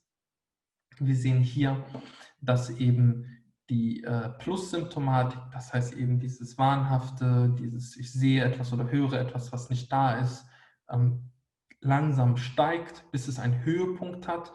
Dieser Höhepunkt ist meistens so von 1 bis 3 Monaten, kann plus minus auch noch, und danach so ein Abfall in eine depressive Phase reingeht, in diese Negativsymptomatik und dann irgendwann wieder auf den Normalen. Wenn ihr jetzt in einer akuten Psychose natürlich Ruqya macht, dann unabhängig wirken kann oder nicht, ist die Folge danach irgendwann, dass es runtergeht. Das heißt, und dann werden auch wieder Ursache und Wirkung komplett durcheinander gebracht. Und was eben da auch wichtig ist, der genetische Faktor ist unglaublich groß. Und das sieht man zum Beispiel bei Zwillingsstudien. Es gibt ja Zwillinge, die sind eineich, das heißt, die teilen sich die gleichen Gene. Und es gibt Zwillinge, die teilen sich, wir sind nur wie Geschwister miteinander verwandt. Und da hat man eben solche Studien gemacht, was passiert, wenn ein Zwilling an Schizophrenie erkrankt. Wie wahrscheinlich ist es, dass der andere Zwilling auch das bekommt? Und ich habe die ganz genauen Daten gerade nicht im Kopf, aber ich habe einen Post dazu heute ist Mittwoch, ne, am Montag gemacht zum Thema Psychose und dort nochmal die Daten genau aufgeführt. Ich meine etwa, dass wenn die zweieich miteinander verwandeln, also wie Geschwister, wenn der eine Zwilling das hatte, dann ist die Wahrscheinlichkeit, dass der andere Zwilling das bekommt, so 5 bis 15%, was schon sehr hoch ist. Also höher als in der Allgemeinbevölkerung, wo das nur so 2% circa ist. Wenn aber die eineich sind, also wirklich die gleichen Gene tragen, dann ist die Wahrscheinlichkeit, dass der andere Zwilling es bekommt, 50 bis 75%. Und da seht ihr den gewaltigen genetischen Anteil. Und deswegen ist das so wichtig, Wissen über dieses Gebiet zu haben. Und wir würden zuallererst, und ich habe das Thema mit mehreren Gelehrten und Islamwissenschaftlern besprochen, sowohl aus Saudi-Arabien als auch Syrien, als auch Bosnisch-Serbien und. Ich habe besprochen, Ägypten auch. Wie ist das Vorgehen am besten? Und die Reihenfolge sollte sein, und das ist auch aus psychologischer Perspektive bei der Psychotherapie immer so, wir prüfen zuerst körperliche Ursachen. Ne, wir gehen vom Naheliegendsten aus. Erstmal körperliche Ursachen ausschließen, danach psychologische Ursachen ausschließen, dann erst spirituelle Ursachen ausschließen. Und das ist eben wichtig. Und es gibt im Islam auch im Fiqh eine Regel, die besagt, wir gehen vom Üblichen aus, bis ein klarer Gegenbeweis da ist. Also ein Beispiel, ihr wisst nicht mehr, habt ihr noch die Gebetswaschung, also die rituelle Reinheit oder nicht? Habt ihr die vielleicht verloren, weil ihr auf Toilette wart oder etwas Luft gelassen habt? Wir gehen davon aus, ihr habt die noch, bis es klare Gegenbeweise gibt. Bis ihr genau wisst, stimmt, ich war doch auf Toilette oder stimmt, ich habe gerade Luft gelassen. Wenn ihr im Zweifel seid, gilt der Ist-Zustand, ihr seid noch rituell rein. Ja? Beim Gebet eben entsprechend, habe ich 3 oder 4 Gebete gemacht. Dann würde man sagen, du gehst von dem aus, wovon du Gewissheit hast, 3 und wiederholst einmal. Wichtig ist, diese Regeln gelten für gesunde Personen. Wenn jemand an einer Zwangsgedanken- oder Handlungsstörung leidet, ist er von dieser Regel befreit und er soll erstmal immer davon ausgehen, es ist richtig, wie er bisher gemacht hat und soll dann eher von 4 statt 3 ausgehen. Aber das sind dann sehr Details, die man dann, es wird jetzt hier den ganzen Rahmen sprengen, aber so kann eben Spiritualität oder spirituelle Ansätze, islamische Ansätze in diesem Kontext helfen. Also das ist ein sehr wichtiger und zentraler Punkt, dass man einfach weiß, wir gehen vom Biologischen erst aus, dann vom Psychologischen, dann vom Spirituellen. Was man natürlich die ganze Zeit parallel machen kann, sind eigentlich auch die Ruqya oder der Dhikr, beziehungsweise Adhkar, also das Gedenken an Allah, was wir aus der Sunna wissen. Und da geht es nicht darum, 2 Stunden Surat al-Baqarah, ist eine sehr lange, die längste Sura im Koran, zu rezitieren, sondern ganz einfach, was man in 2, 3 Minuten abschließen kann. Ne? Es gibt zum Beispiel eine Überlieferung von Mohammed, Friede und Segen sei auf ihm, der gesagt hat, wer 3-mal am Morgen Surat al-Ikhlas, Falaq und Nas, also Qul huwa Allahu ahad, Qul a'udhu bi rabbil falaq, Qul a'udhu bi rabbin nas und einmal Ayatul Kursi rezitiert, der ist vom Morgen bis zum Abend geschützt vor allem Übel. Ne? Damit ist besonders dieses spirituelle Übel gemeint, also Djinns, Ain, der böse Blick und solche Sachen. Und wer es am Abend rezitiert, der ist geschützt bis zum Morgen. Und wenn man das hat, hat man einen 24-Stunden-Schutz. Und das ist der Schutz vom Propheten Mohammed, Friede sei auf ihm. In dem Sinne sollten wir, wenn wir das machen, uns gar keine Gedanken über irgendwelchen Ein- und Sihr, also schwarze Magie oder was auch immer machen. Und das ist eben dieser Aspekt, wenn wir trotzdem Symptome haben und dann sowas uns zum Beispiel halten, auch im Nachgang, dann sollten wir eben von psychischen Erkrankungen ganz klar ausgehen. Nichtsdestotrotz, aus islamischer Perspektive können Koranrezitationen immer helfen, egal bei was. Ich habe zum Beispiel mein C vor einigen Wochen gebrochen und habe Al-Fatiha drauf gelesen und mich trotzdem medizinisch versorgt.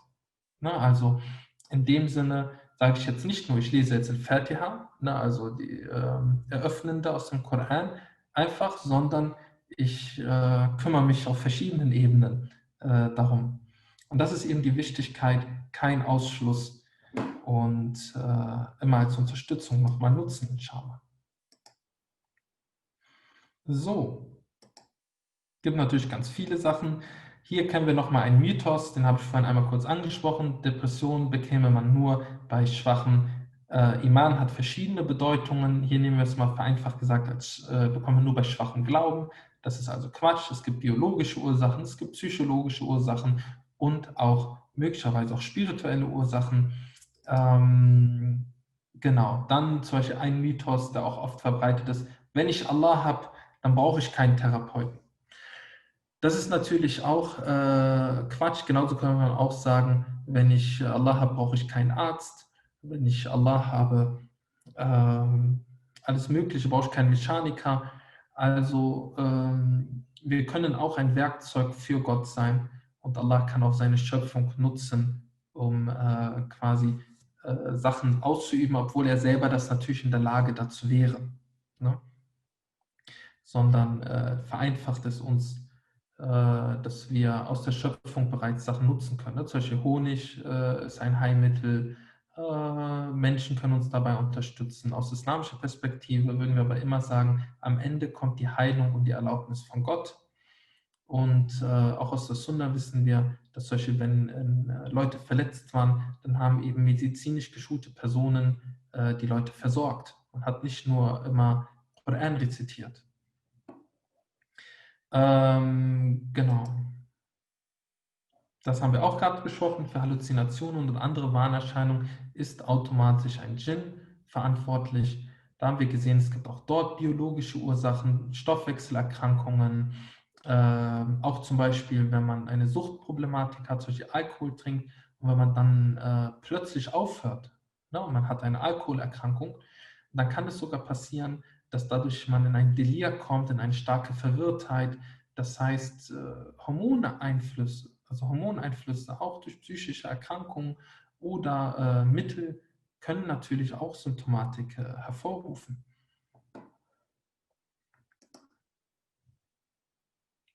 Okay. Ich sehe im Chat wurden wieder einige Fragen geschrieben, aber ich gehe auf die eher tendenziell jetzt gerade am Ende ein. Gucken wir uns das mal hier weiter an. So, Schutzfaktoren und Unterstützung in Krankheitsphasen. Ne, ganz wichtig, Psychohygiene und Achtsamkeit. Ne, so wie wir Körperhygiene kennen, sollten wir auch unsere Psyche pflegen. Ne? Und das machen wir aber selten. Das heißt, einfach mal einen Tee nehmen, aus dem Fenster schauen, eine Runde spazieren, mit Menschen treffen, Sport machen, all solche Aspekte. Achtsam sein, vielleicht wirklich mal einfach 10 Minuten einfach auf die Atmung achten, ohne sich durch digitale Medien zum Beispiel zu bombardieren, all solche Aspekte.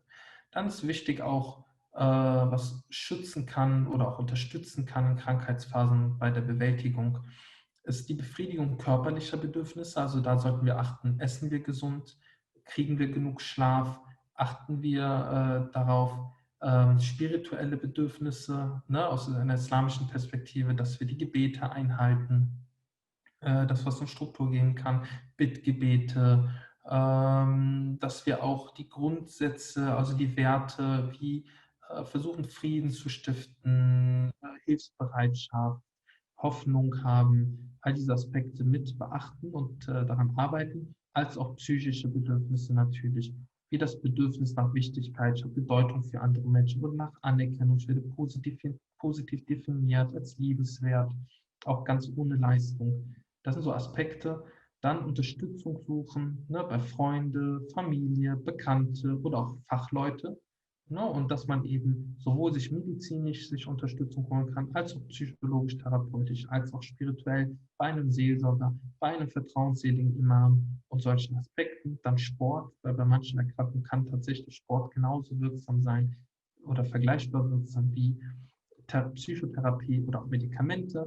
Dann können auch Medikamente helfen, gerade bei Schizophrenie, aber auch bei anderen Erkrankungen kann es sehr unterstützend sein, manchmal sogar notwendig, je nach Phase, in der man sich befindet. Für depressive Symptome oder Angstsymptome können zum Beispiel, wenn man sich pflanzliche Medikamente, die wissenschaftlich untersucht sind, mal anschauen möchte, da ist zum Beispiel Johanniskrautextrakt oder auch Baldrian wissenschaftlich nachgewiesen, dass es eine antidepressive und angstlösende Wirkung haben kann. Und zum Beispiel 650 bis 900 Milligramm Johanniskrautextrakt als dann auch 1000 Milligramm Baldrian täglich. Wichtig ist, das unbedingt ärztlich abzusprechen.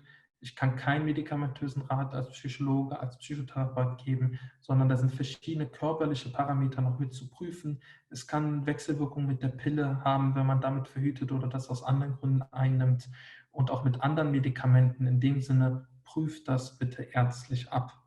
Und ich habe auf meiner Seite, meiner Homepage islam- und psychologie.de auch einen Artikel, was kann ich tun? Dort ist auch nochmal aufgeführt, welche Gedankengänge dabei helfen können, sowohl aus psychologischer als auch spiritueller Perspektive, was unter diesem Aspekt von Dankbarkeit oder Bewusstmachung zu verstehen ist, dass man mehr als das Problem ist, also dass man das zwar ernst nehmen soll, eine Erkrankung, aber eben sich nicht nur ausschließlich darüber definieren soll, dass man auch eben sich körperliche, psychologische als auch spirituelle Unterstützungsmöglichkeiten suchen kann und soll, wo man diese möglicherweise finden kann.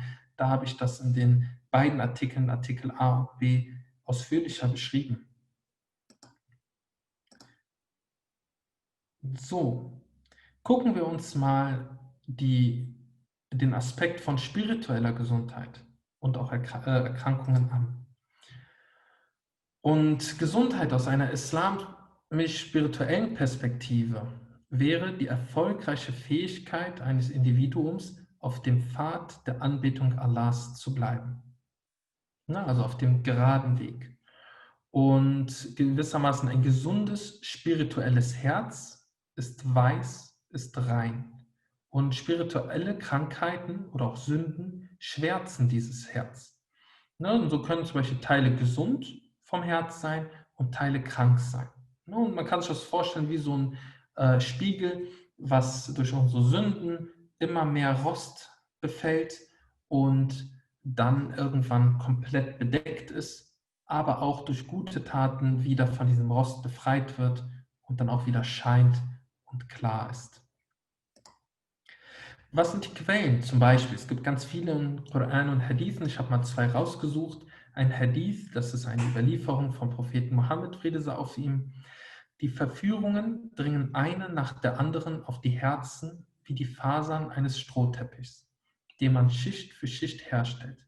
Jedes Herz, das einer dieser Verführungen nachgibt, bekommt einen schwarzen Fleck.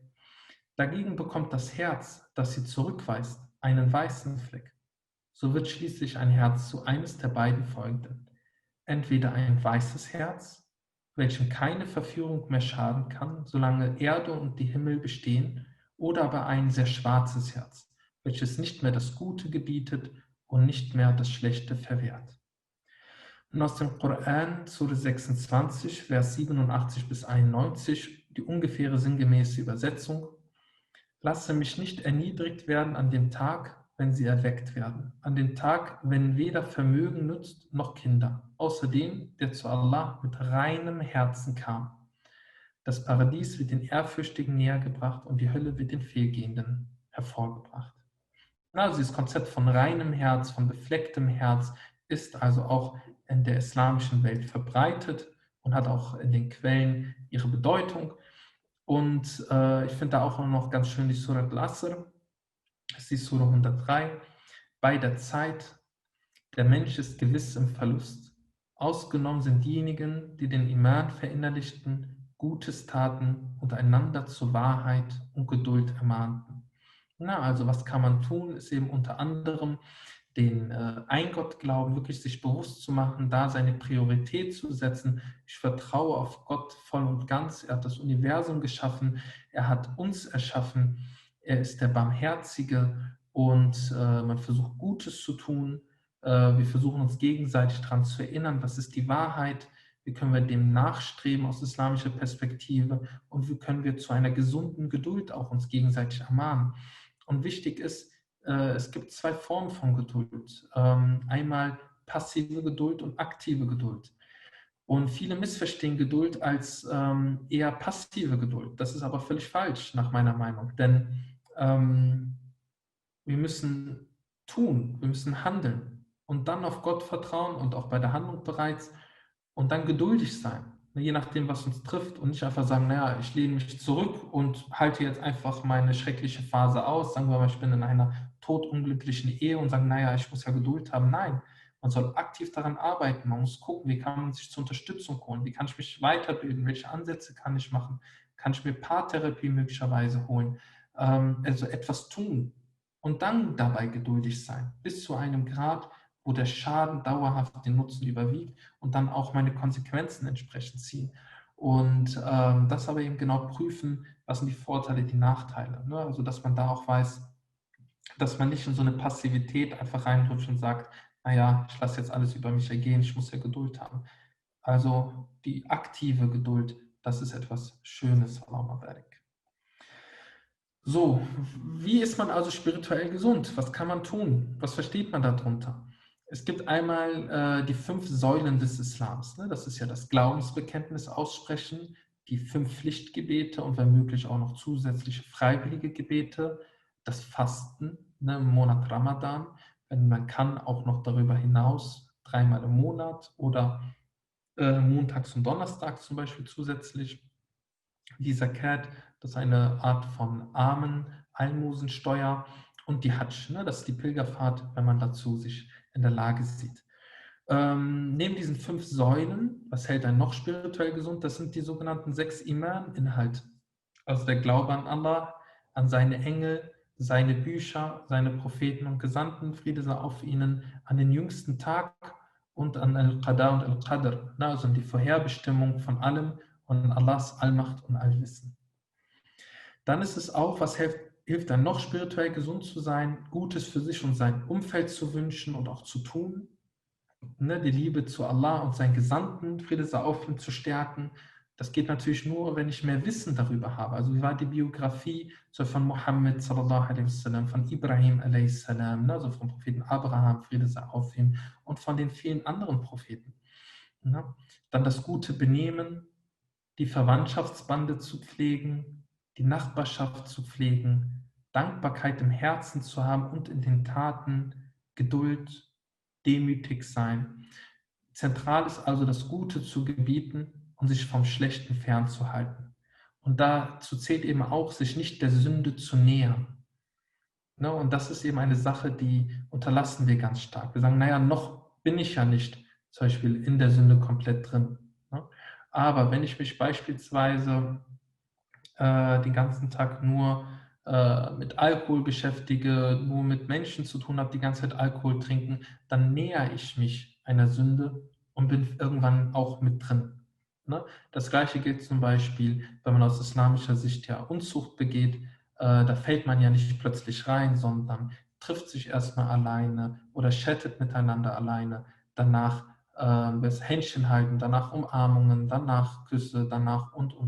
Ne? Also wenn man aus islamischer Perspektive in dem Sinne sich an die Gebote und an die Verbote halten möchte, dann sollte man auch darauf achten, dass man sich nicht der Sünde nähert, sondern einen guten und gesunden Abstand dazu hält, ohne jedoch in die Extreme zu verfallen, was natürlich auch wieder schädlich sein kann. Deswegen der gesunde Weg der Mitte, inshallah.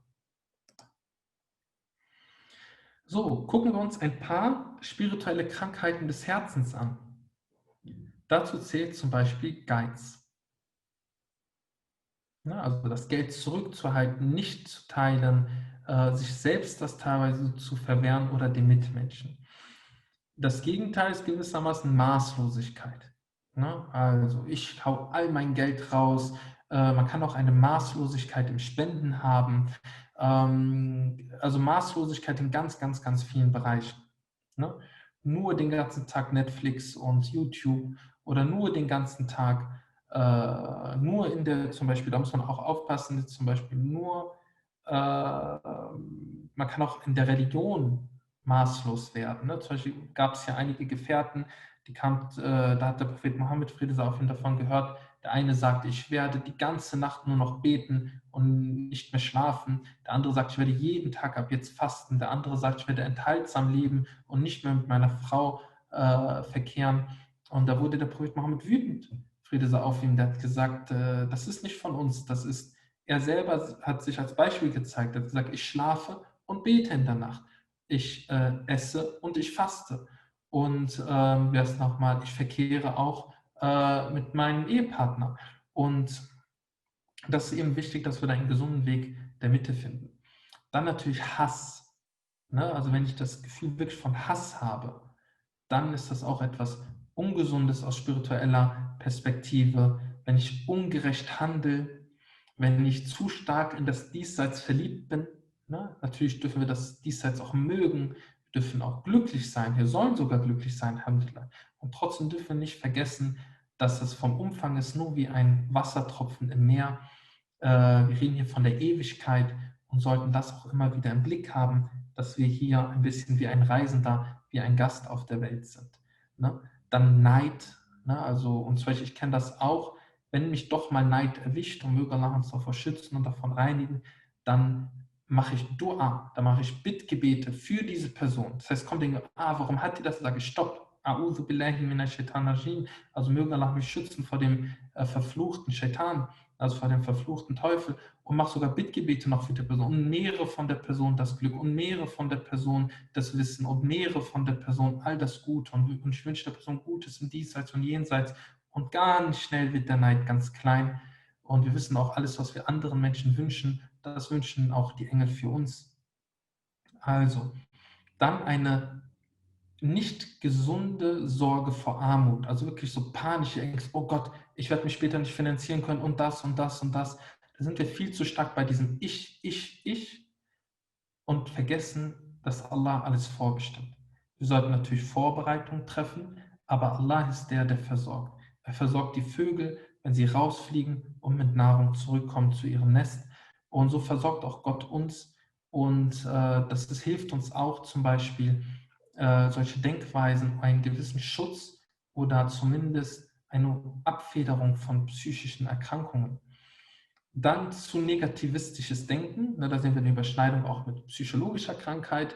Dann Eitelkeit, Arroganz, Hochmut, ne, all das sind auch, ich bin besser als die Person, ich kann das mehr. Ne, also da ist man nicht mehr dankbar dafür, dass Gott einem diese Möglichkeiten geschenkt hat, sondern denkt, man selber wäre der treibendste Faktor dabei. Dann die zur Schaustellung, schaut mal, welchen schönen Lamborghini ich habe und guckt euch das an und seht her und dieses und jenes. Auch das ist eben problematisch. Auch die zur Schaustellung von körperlichen Reizen, die Gott uns gesagt hat, die wir nicht zur Schau stellen sollen. Dann die Unzufriedenheit oder auch Undankbarkeit gegenüber Allahs Verordnung. Ne? Also wenn Allah für uns ein Schicksal vorgeschrieben hat, wir sollten immer sagen, ich danke Gott, Allah hat eine Weisheit dahinter, die ich noch nicht erkenne. Und man darf aber natürlich trotzdem Bittgebete machen. Also, ja Allah, schenke mir, wenn es gut für mein Diesseits und Jenseits ist, mehr Vermögen. Schenke mir, wenn es gut für mein Diesseits ist, mehr davon und ich bin zufrieden mit dem, was du mir gibst. Und natürlich Lügen. Und das ist ein großes Problem in unserer Gesellschaft, dass wir auch im Spaß lügen, dass wir auch sagen, ach ja, ist eine kleine Notlüge, ach ja, das und das. Das Lügen ist bis auf wenige Fälle normalerweise im Islam absolut verboten. Wir sollten Abstand davon nehmen und darauf sehr achten. Ja, und das sind eben so Aspekte von spirituellen Krankheiten des Herzens. Ich gucke kurz, ob ich hier ein Buch, ob ich das hier habe oder woanders. Ich gucke ganz kurz. Doch, das ist ein Buch von, einen Moment, Sheikh Hamza Yusuf. Entschuldigung. Das ist jetzt gerade runtergefallen. Ich hoffe, das Bild ist noch in Ordnung. Ne, das ist zum Beispiel ein Buch, wo es auch um die Reinigung des Herzens geht. Das ist auf Englisch ein altes arabisches Werk, was Hamza Yusuf auch noch kommentiert hat. Genau. So. Hier ist ein Konzept, was ich Traditional Islamic Self-Monitoring nenne. und wo man sich selber ein bisschen einordnen kann. Weil mir ist aufgefallen, Alhamdulillah, ich durfte 2013 war das, ja, 2013 durfte ich die Hajj machen, dank Allah. Und da habe ich gemerkt, wie man eigentlich fast alle Situationen eine Tendenzentscheidung eigentlich trifft. Eine Entscheidung, die mich näher zu Allah bringt oder eine Entscheidung, die mich eher von Allah entfernt. Und Al-Ghazali hat zum Beispiel aus dem Koran abgeleitet verschiedene Seelenstufen, ne, oder sagen wir Nefsstufen, die wir haben können. Ne? Haben wir die Nefs al-Amara, das ist das ist das grenzenlose Nachgehen der Leidenschaften und die einen zum Bösen anstiftet. Das ist die Nefs al-Lawama, das ist das Gewissen, ne, wo man so hin und her schwankt noch zwischen falsch und richtig. Und die Nefs al-Mutma'inna, und das ist so das Selbst, was den vollendeten Frieden erreicht. Und wenn man so schaut, wenn man das mal erreichen durfte, ne, und leider bin ich davon auch wieder entfernt, ne, wo ich mal diesen Mutmainna-Zustand haben durfte, dann habe ich gemerkt, da waren die Entscheidungen einfach nur leicht. Die wurden automatisch immer Richtung, das bringt mich näher zu Allah. Zum Beispiel das Gebet ist Asr-Gebet ist zum Beispiel um 17:30 Uhr. Ich kam 16:30 Uhr am Hauptbahnhof vorbei und dachte, jetzt eine Stunde, wir heißen auch entweder in der Moschee warten oder zu Hause beten. In der Moschee beten ist viel schöner, viel größerer Lohn. Als ich in dieser High-Phase war von meinem Iman, ich bin automatisch gegangen in die Moschee und habe gesagt, super, ich kann noch eine Stunde Koran lesen und Dhikr machen und dann beten und dann nach Hause. Und meine Zeit war gesegnet. Ich konnte so viel tun, dann noch mit der Familie. Und dann in anderen Phasen, wo meine Nefs eher schwach war, mein Iman runter war, dann dachte ich, eine Stunde jetzt da warten, dann wird es spät, ich bin müde und am Abend muss ich noch das und das tun.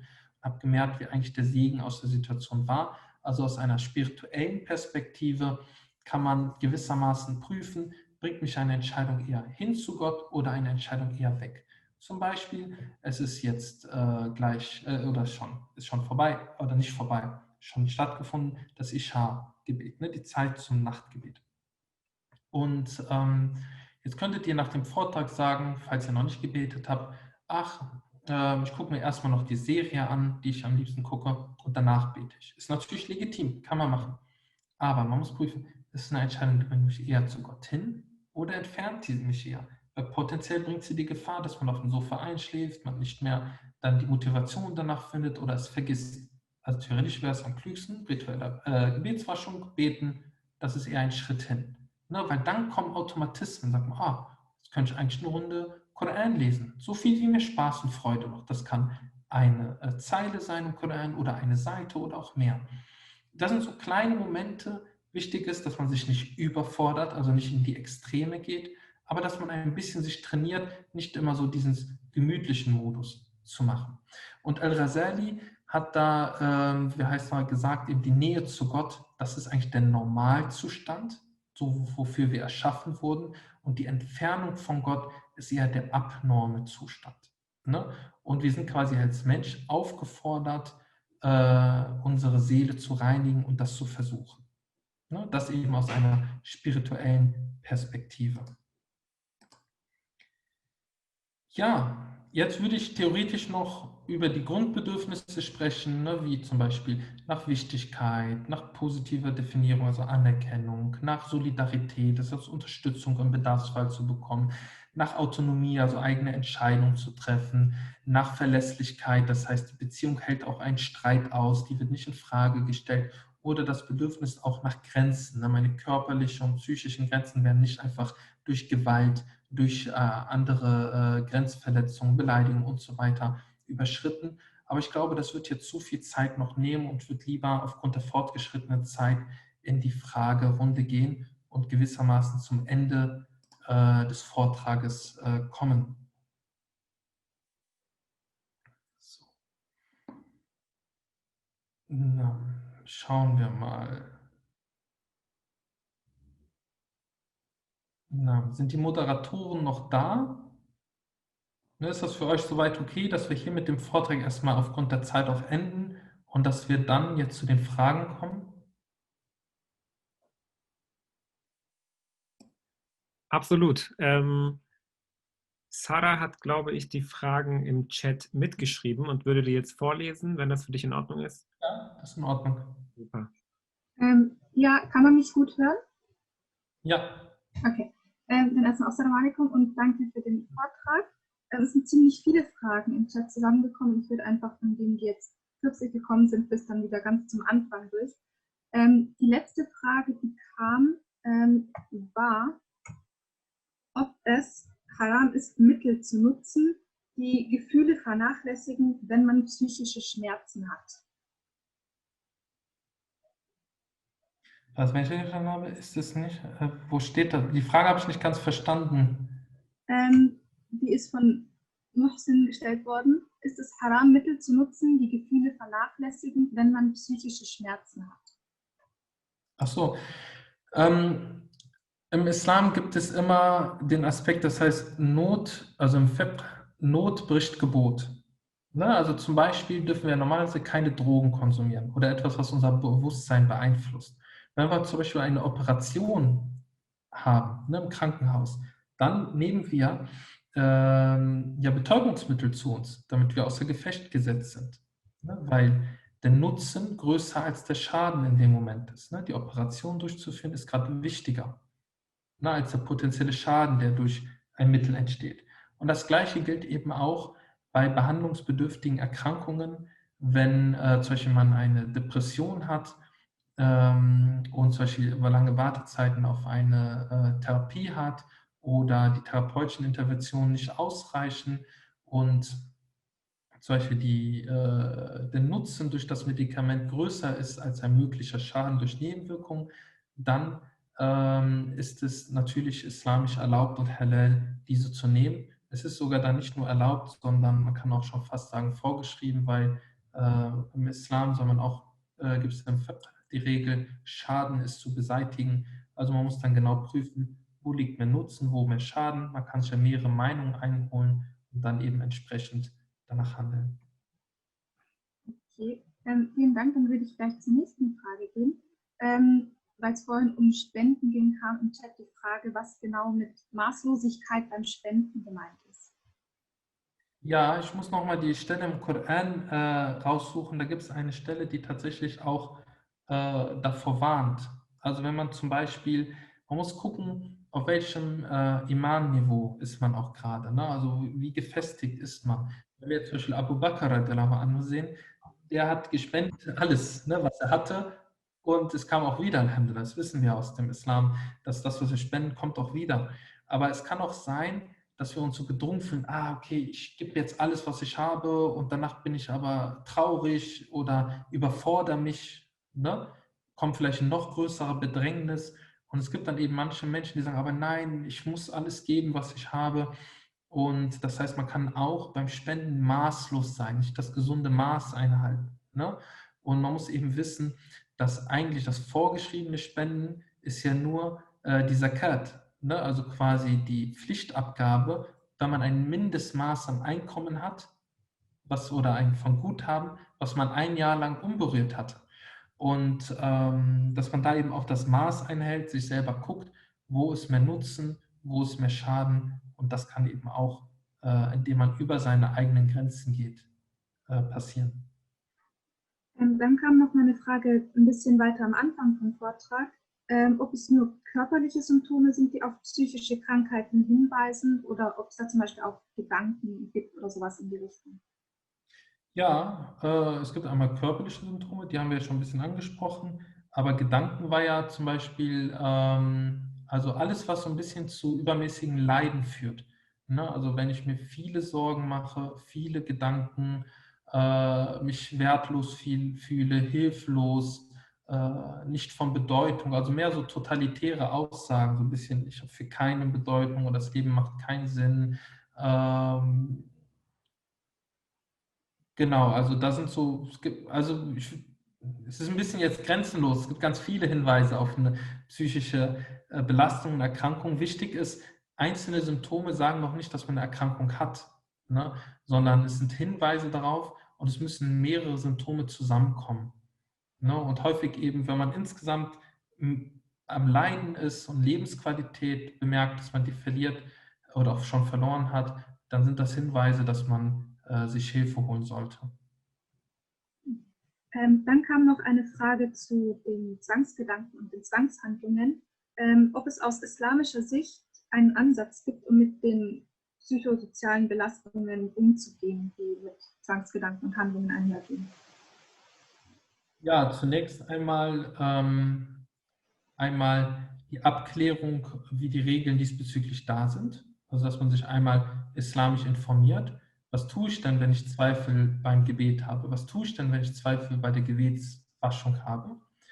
Und dann sich Hilfe holen. Das ist islamisch. Psychotherapie holen, das ist islamisch, weil man Schaden beseitigt. Ne? Das ist, manchmal wünscht man sich ja, da werde ich gefragt, was kann ich denn tun, außer zur Therapie zu gehen? Und es ist halt wie wenn man fragt, naja, was soll ich denn tun, wenn ich mein Bein gebrochen habe, außer zum Arzt zu gehen? Ja, Bein schonen, vielen irgendwie, aber eigentlich wäre die beste Antwort, geh verdammt nochmal zum Arzt. Also ne, jetzt natürlich mit Respekt, dass jeder frei entscheiden sollte, ob er gehen sollte oder nicht. Aber das sind so Aspekte, die man da lernen kann. Ne? Die psychosozialen Belastungen sind groß. Ne? Man verliert die Freude an seinem Glauben, weil man den Glauben nur noch als Belastung sieht. Und dass man einfach selber erkennt, entweder mittels spiritueller Unterstützung, wo man in die Extreme gerade geht. Ich glaube, die Frage war soweit schon beantwortet, aber es ging auch nochmal um Zwangsstörungen. Die Frage, die nächste dazu war, wie man damit umgeht oder wie man vorgeht, wenn die Eltern Teil des Zwangssystems sind und damit Teil. Genau. Bei den Eltern, genau, die Eltern müssen sich bewusst werden oder andere Familienmitglieder, dass die durch die Unterstützung im Zwang eigentlich die Zwänge aufrechterhalten oder sogar verstärken. Na, also wenn ich jetzt darauf irgendwie, ich überlege gerade, sagen wir mal, jemand sagt, 10-mal also quasi stehe neben mir und gucke, ob ich wirklich nur 4 Rakat gebetet habe und nicht nur 3 oder 2, also Gebetseinheiten und so weiter, dann schadet das, ne? Weil der Klient oder die betroffene Person soll ja lernen, eigenständig dem Gefühl zu vertrauen. Und man versteht eigentlich nur den Weg zum Therapeuten. Wenn wirklich eine behandlungsbedürftige Erkrankung da ist, dann muss man zur Psychotherapie aus meiner Empfehlung heraus. Das ist natürlich eine freie Entscheidung, aber die islamische Empfehlung ist eben, wenn es nur Waswasa wären, also nur Einflüsterung vom Shaitan, dass man eben A'udhu billahi minash shaitanir rajim sagt, dieses trockene Spucken über die linke Schulter, dass man die Schutzhuren aufsagt, all diese Aspekte. Wenn es dann immer noch besteht, dann spricht man eben eher von einer psychischen Erkrankung und dann sollte man auch sich die Hilfe und Therapie holen. Zum Beispiel ist die Verhaltenstherapie gerade bei Zwangsstörungen sehr wirksam wissenschaftlich nachgewiesen und sollte genutzt werden, inshallah. Und da können auch Angehörigengespräche mitkommen, wo auch die Angehörigen wissen, okay, was können die dann dort tun. Wichtig ist natürlich nicht verurteilen, sondern Hilfe anbieten, aber die Person muss selber sie auch annehmen. Vielen Dank. Dann kam ganz am Anfang nochmal eine andere Frage, inwieweit man oder wie man Psyche und Spiritualität voneinander differenziert. Ja, je nachdem, welches Modell man nutzt. Ne? Es gibt jetzt international ganz unterschiedliche Modelle aus islampsychologischer Perspektive. Da habe ich auch mal dazu referiert, wäre auch ein eigenes Thema nochmal. Ich habe auch einen YouTube-Vortrag mit Paul Kaplik gemacht, als wir an der Uni Osnabrück auch dazu referiert haben, ein paar Systeme sich anzugucken. Psyche ist erst einmal etwas nicht spirituelles, ne, so wie Körper nicht direkt spirituell ist, so Psyche und Spiritualität, Seele, all diese Aspekte kann man als dritten Faktor dort noch hinzutun, die natürlich aber ineinander verwoben sind. Ne? Meine Spiritualität, quasi meine Hinwendung zu Allah, mein Gefühl von Ich halte mich an die Gebote und an die Verbote. Mein Wertesystem diesbezüglich hat natürlich Auswirkungen auf meinen Körper und auf meine Psyche, auf mein psychisches Empfinden, auf meine Wahrnehmung, auf meine Verarbeitung, auf mein Verhalten. Genauso kann aber auch mein Verhalten eben Auswirkungen auf meine Spiritualität haben. Ne? Wenn ich eben mich zum Beispiel nachts aufstehe, den letzten Drittel der Nacht für ein Gebet, freiwilliges, dann hat das Auswirkungen auf meine Spiritualität. Wenn ich erkältet bin, fühle ich mich auch psychisch und spirituell möglicherweise geschwächt. Andere, wenn die eine Erkrankung haben, zum Beispiel eine Krebserkrankung, möge Allah uns alle schützen und heilen, dann kann das auch die Spiritualität beeinflussen. Auf einmal werden Leute in der Nähe des Todes noch spiritueller, noch mehr Hinwendung zu Gott. In dem Sinne, das wäre jetzt ein Modell, wie man damit umgehen kann. Deswegen, aber da gibt es ganz viele Diskussionen, auch das Thema Ruh, ne? Also Geist, Nefs, Qalb, ne? All diese Konstrukte. Da wird auch unter den Gelehrten teilweise unterschiedliche Methodologie, unterschiedliche Methoden angewendet. Dann sind jetzt am Ende auch noch mal ganz, ganz viele Fragen gekommen. Die erste wäre, was Sie denken, was man in der muslimischen Community machen könnte, damit psychologische Krankheiten nicht mehr so stark tabuisiert werden. Also das soll jetzt nicht zu viel Eigenwerbung sein, aber tatsächlich auf meine Seite hinweisen, ne, wo darüber ganz klar auch gesprochen wird, wo darüber aufgeklärt wird, mit entsprechenden Argumenten aus wissenschaftlicher und islamischer Perspektive. Meine Vorträge, dann zum Beispiel mein psychosoziales Zentrum für Muslime, was ich jetzt gegründet habe, das finanziell oder auch durch Teilen von Inhalten dann inshallah unterstützen, mein Newsletter eintragen, wenn man auf islampsychologie.de geht. Dafür soll so eine Arbeit stattfinden. Ne? Also ich bin dann in Moscheen unterwegs, in Gemeindezentren, versuche Literatur dazu zu erstellen, Videos, Podcasts. Und ja, ich glaube, wenn wir das noch mehr verbreiten, darüber reden, nicht verurteilen Menschen, sondern immer sagt, naja, mit welchem Wissen sprichst du denn über das Thema? Also wenn man sagt, oh, das kriegt man nur so und so. Ja, mit welchem Wissen sprichst du denn? Hast du das gelernt? Ne? Dass man die Leute so ein bisschen zum Denken anregt. Ne? Ja, aber ist doch so. Nee. Ne? Ja, man darf nicht die Hoffnung verlieren oder man darf nicht traurig sein im Islam. Ne? Was ist das für ein Quatsch? Also, tut mir leid, Jakub a.s., ne? Jakob, Friede sei auf ihm, der war doch bitterlich traurig, obwohl er Prophet war, dass sein Sohn Yusuf a.s., wie heißt nochmal, dann verschwunden war. Ne? Und er hat so stark geweint und war so traurig, obwohl er Hoffnung in Allah hat, obwohl der einer der größten Propheten auch war, war der so stark davon betroffen, dass er sogar erblindet ist. Ne? Das gibt es auch in der Psychologie, ne? Dieses Symptom aufgrund von starken psychischer Belastung. Und das zeigt eben, dass diese Pauschalurteile nicht korrekt sind und man mit Wissen, also Wissen verbreiten, hilft inshallah. Okay, dann würde ich gleich zur nächsten Frage gehen. Da kam die Frage auf, ob Riva, also das schlechte Reden über jemanden, eine Form von Psychohygiene ist, beziehungsweise wie man dann mit so verstärktem Redebedarf umgehen soll. Also Riba heißt ja, ich sage etwas Schlechtes über jemanden. Ne? Auch wenn es stimmt. Ne? Wenn man jetzt etwas Schlechtes über jemanden erzählt, was nicht mehr stimmt, dann ist es so Verleumdung. Da gibt es auch eine Hadith dazu. Also das Bedürfnis nach Riba sollte man unterdrücken aus islamischer Perspektive und auch aus psychologischer Perspektive ist da mehr Schaden als Nutzen. Ne?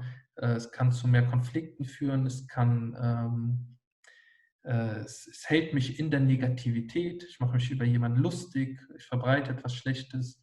Man muss prüfen, wenn ich Redebedarf habe, ist die Ansprechperson eine vertrauensselige Person, das heißt, trägt sie es nicht weiter? Was ist der Nutzen des Weitergebens? Möchte ich einen Ratschlag haben von jemandem? Hey, ich weiß nicht genau, wie gehe ich mit einer Person um, die mich beklaut hat? Ne? Muss ich da den Namen der Person wirklich nennen? Oder sage ich nicht lieber, eine Bekannte hat das gemacht? Nein, ich möchte den Namen nicht sagen. Na, also, worum geht es? Geht es darum, Schaden auf eine Person draufzupacken? Dann ist das eher eine zu unterdrückende Charaktereigenschaft, die man mit Positivität entgegnen sollte. So wie der Prophet Mohammed, Friede sei auf ihm, wenn man ihm Negativität gegeben hat, hat er mit Positivität reagiert. Und so steht es auch im Koran an einer sehr schönen Stelle. Das war, dass die Reaktion auf ein Übel gleichen Ausmaßes sein soll, aber derjenige, der vergibt und Besserung bewirkt, dessen Lohn ist sicher bei Allah. Und in dem Sinne haben wir da ein Urteil, wie wir eigentlich mit sowas umgehen sollen. Dann kam noch eine Frage zu den Social Media Sachen. Also der Zuhörer hat gefragt, weil man über Social Media den Eindruck bekommt, dass psychische Krankheiten überall sind, also omnipräsent, ob Sie da eine Gefahr sehen, und ich zitiere, für Psychopathologie, Hypochondrie.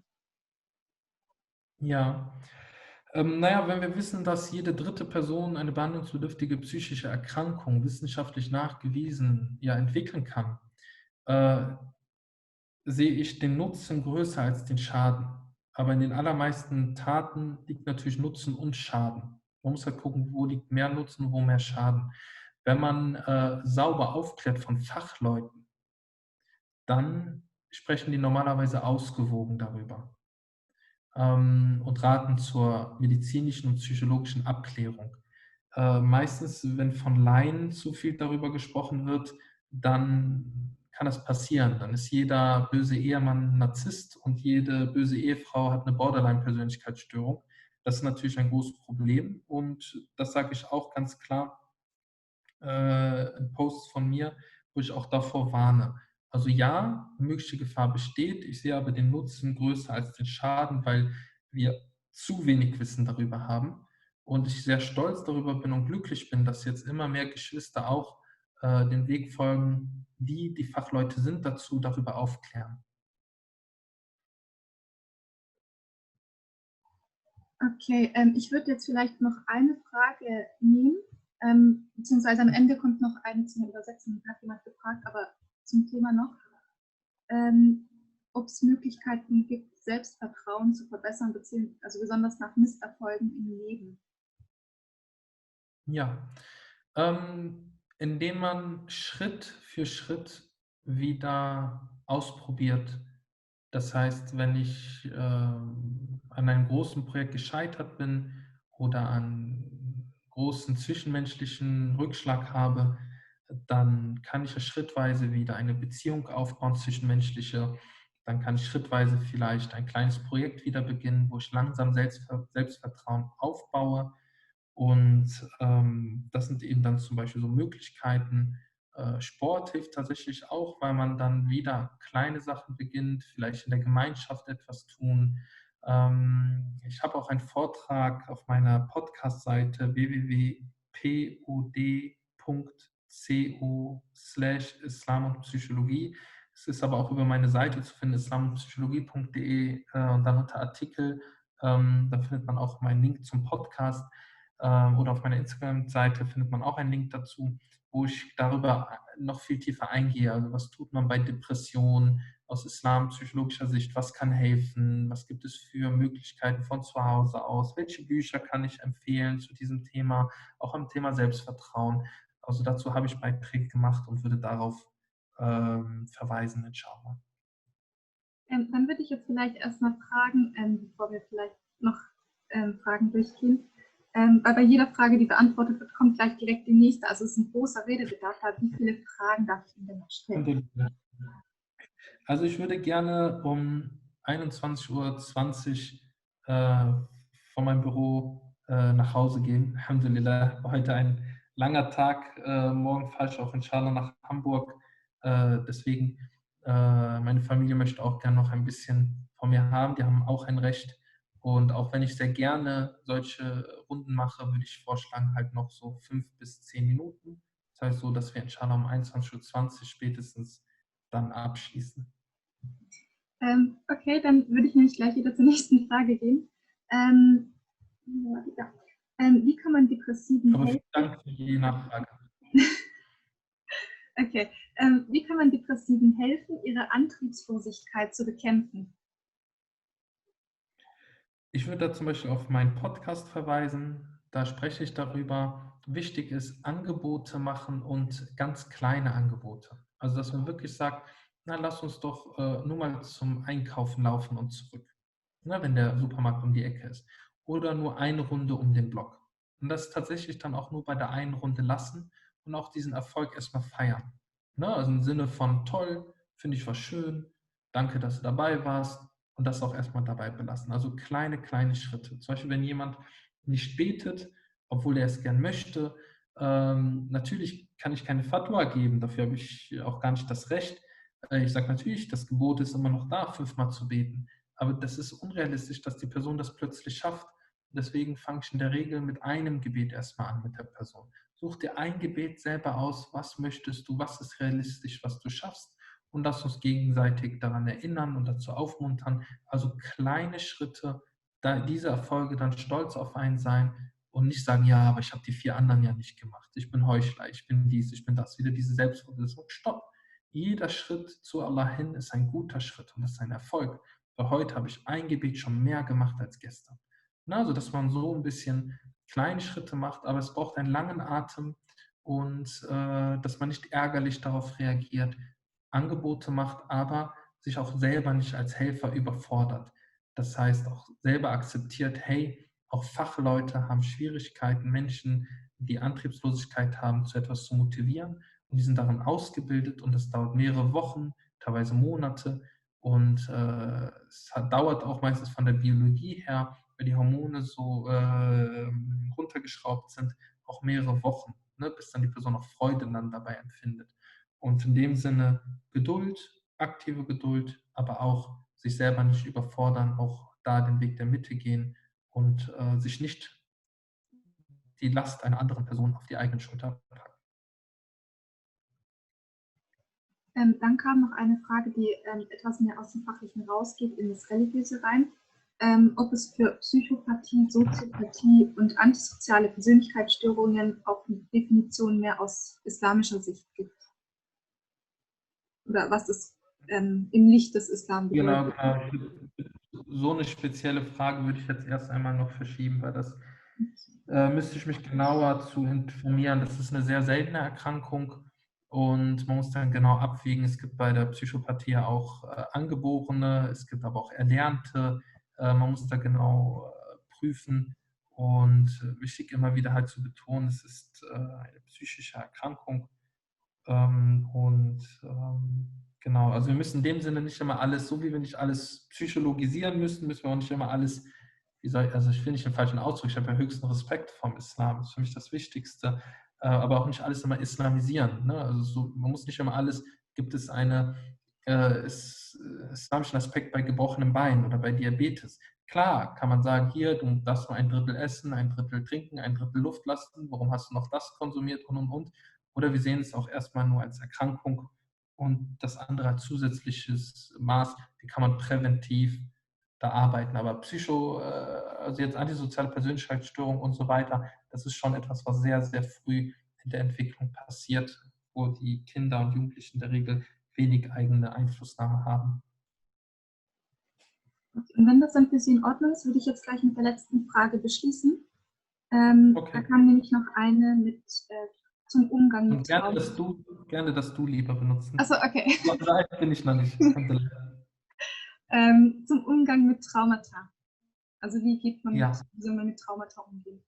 Die posttraumatische Belastungsstörung habe ich heute nicht angesprochen, einfach um den Rahmen nicht zu sehr zu sprengen. Ich habe ein Video dazu bei Instagram hochgeladen, ein kurzes, wo auch darüber gesprochen wird, in welche Modusse wir reinfallen, wenn wir in so einem Trauma haben. Es gibt ein gutes Buch, das heißt Neue Wege aus dem Trauma. Das würde ich einmal empfehlen. Da kann man sich gut darüber informieren, auch ein paar Entspannungs- und Achtsamkeitsübungen.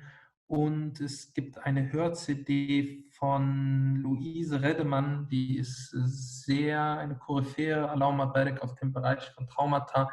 Die hat, glaube ich, CD namens Imagination als heilsame Kraft, glaube ich. Da sind ein paar Übungen auch dabei, die da sehr unterstützen können.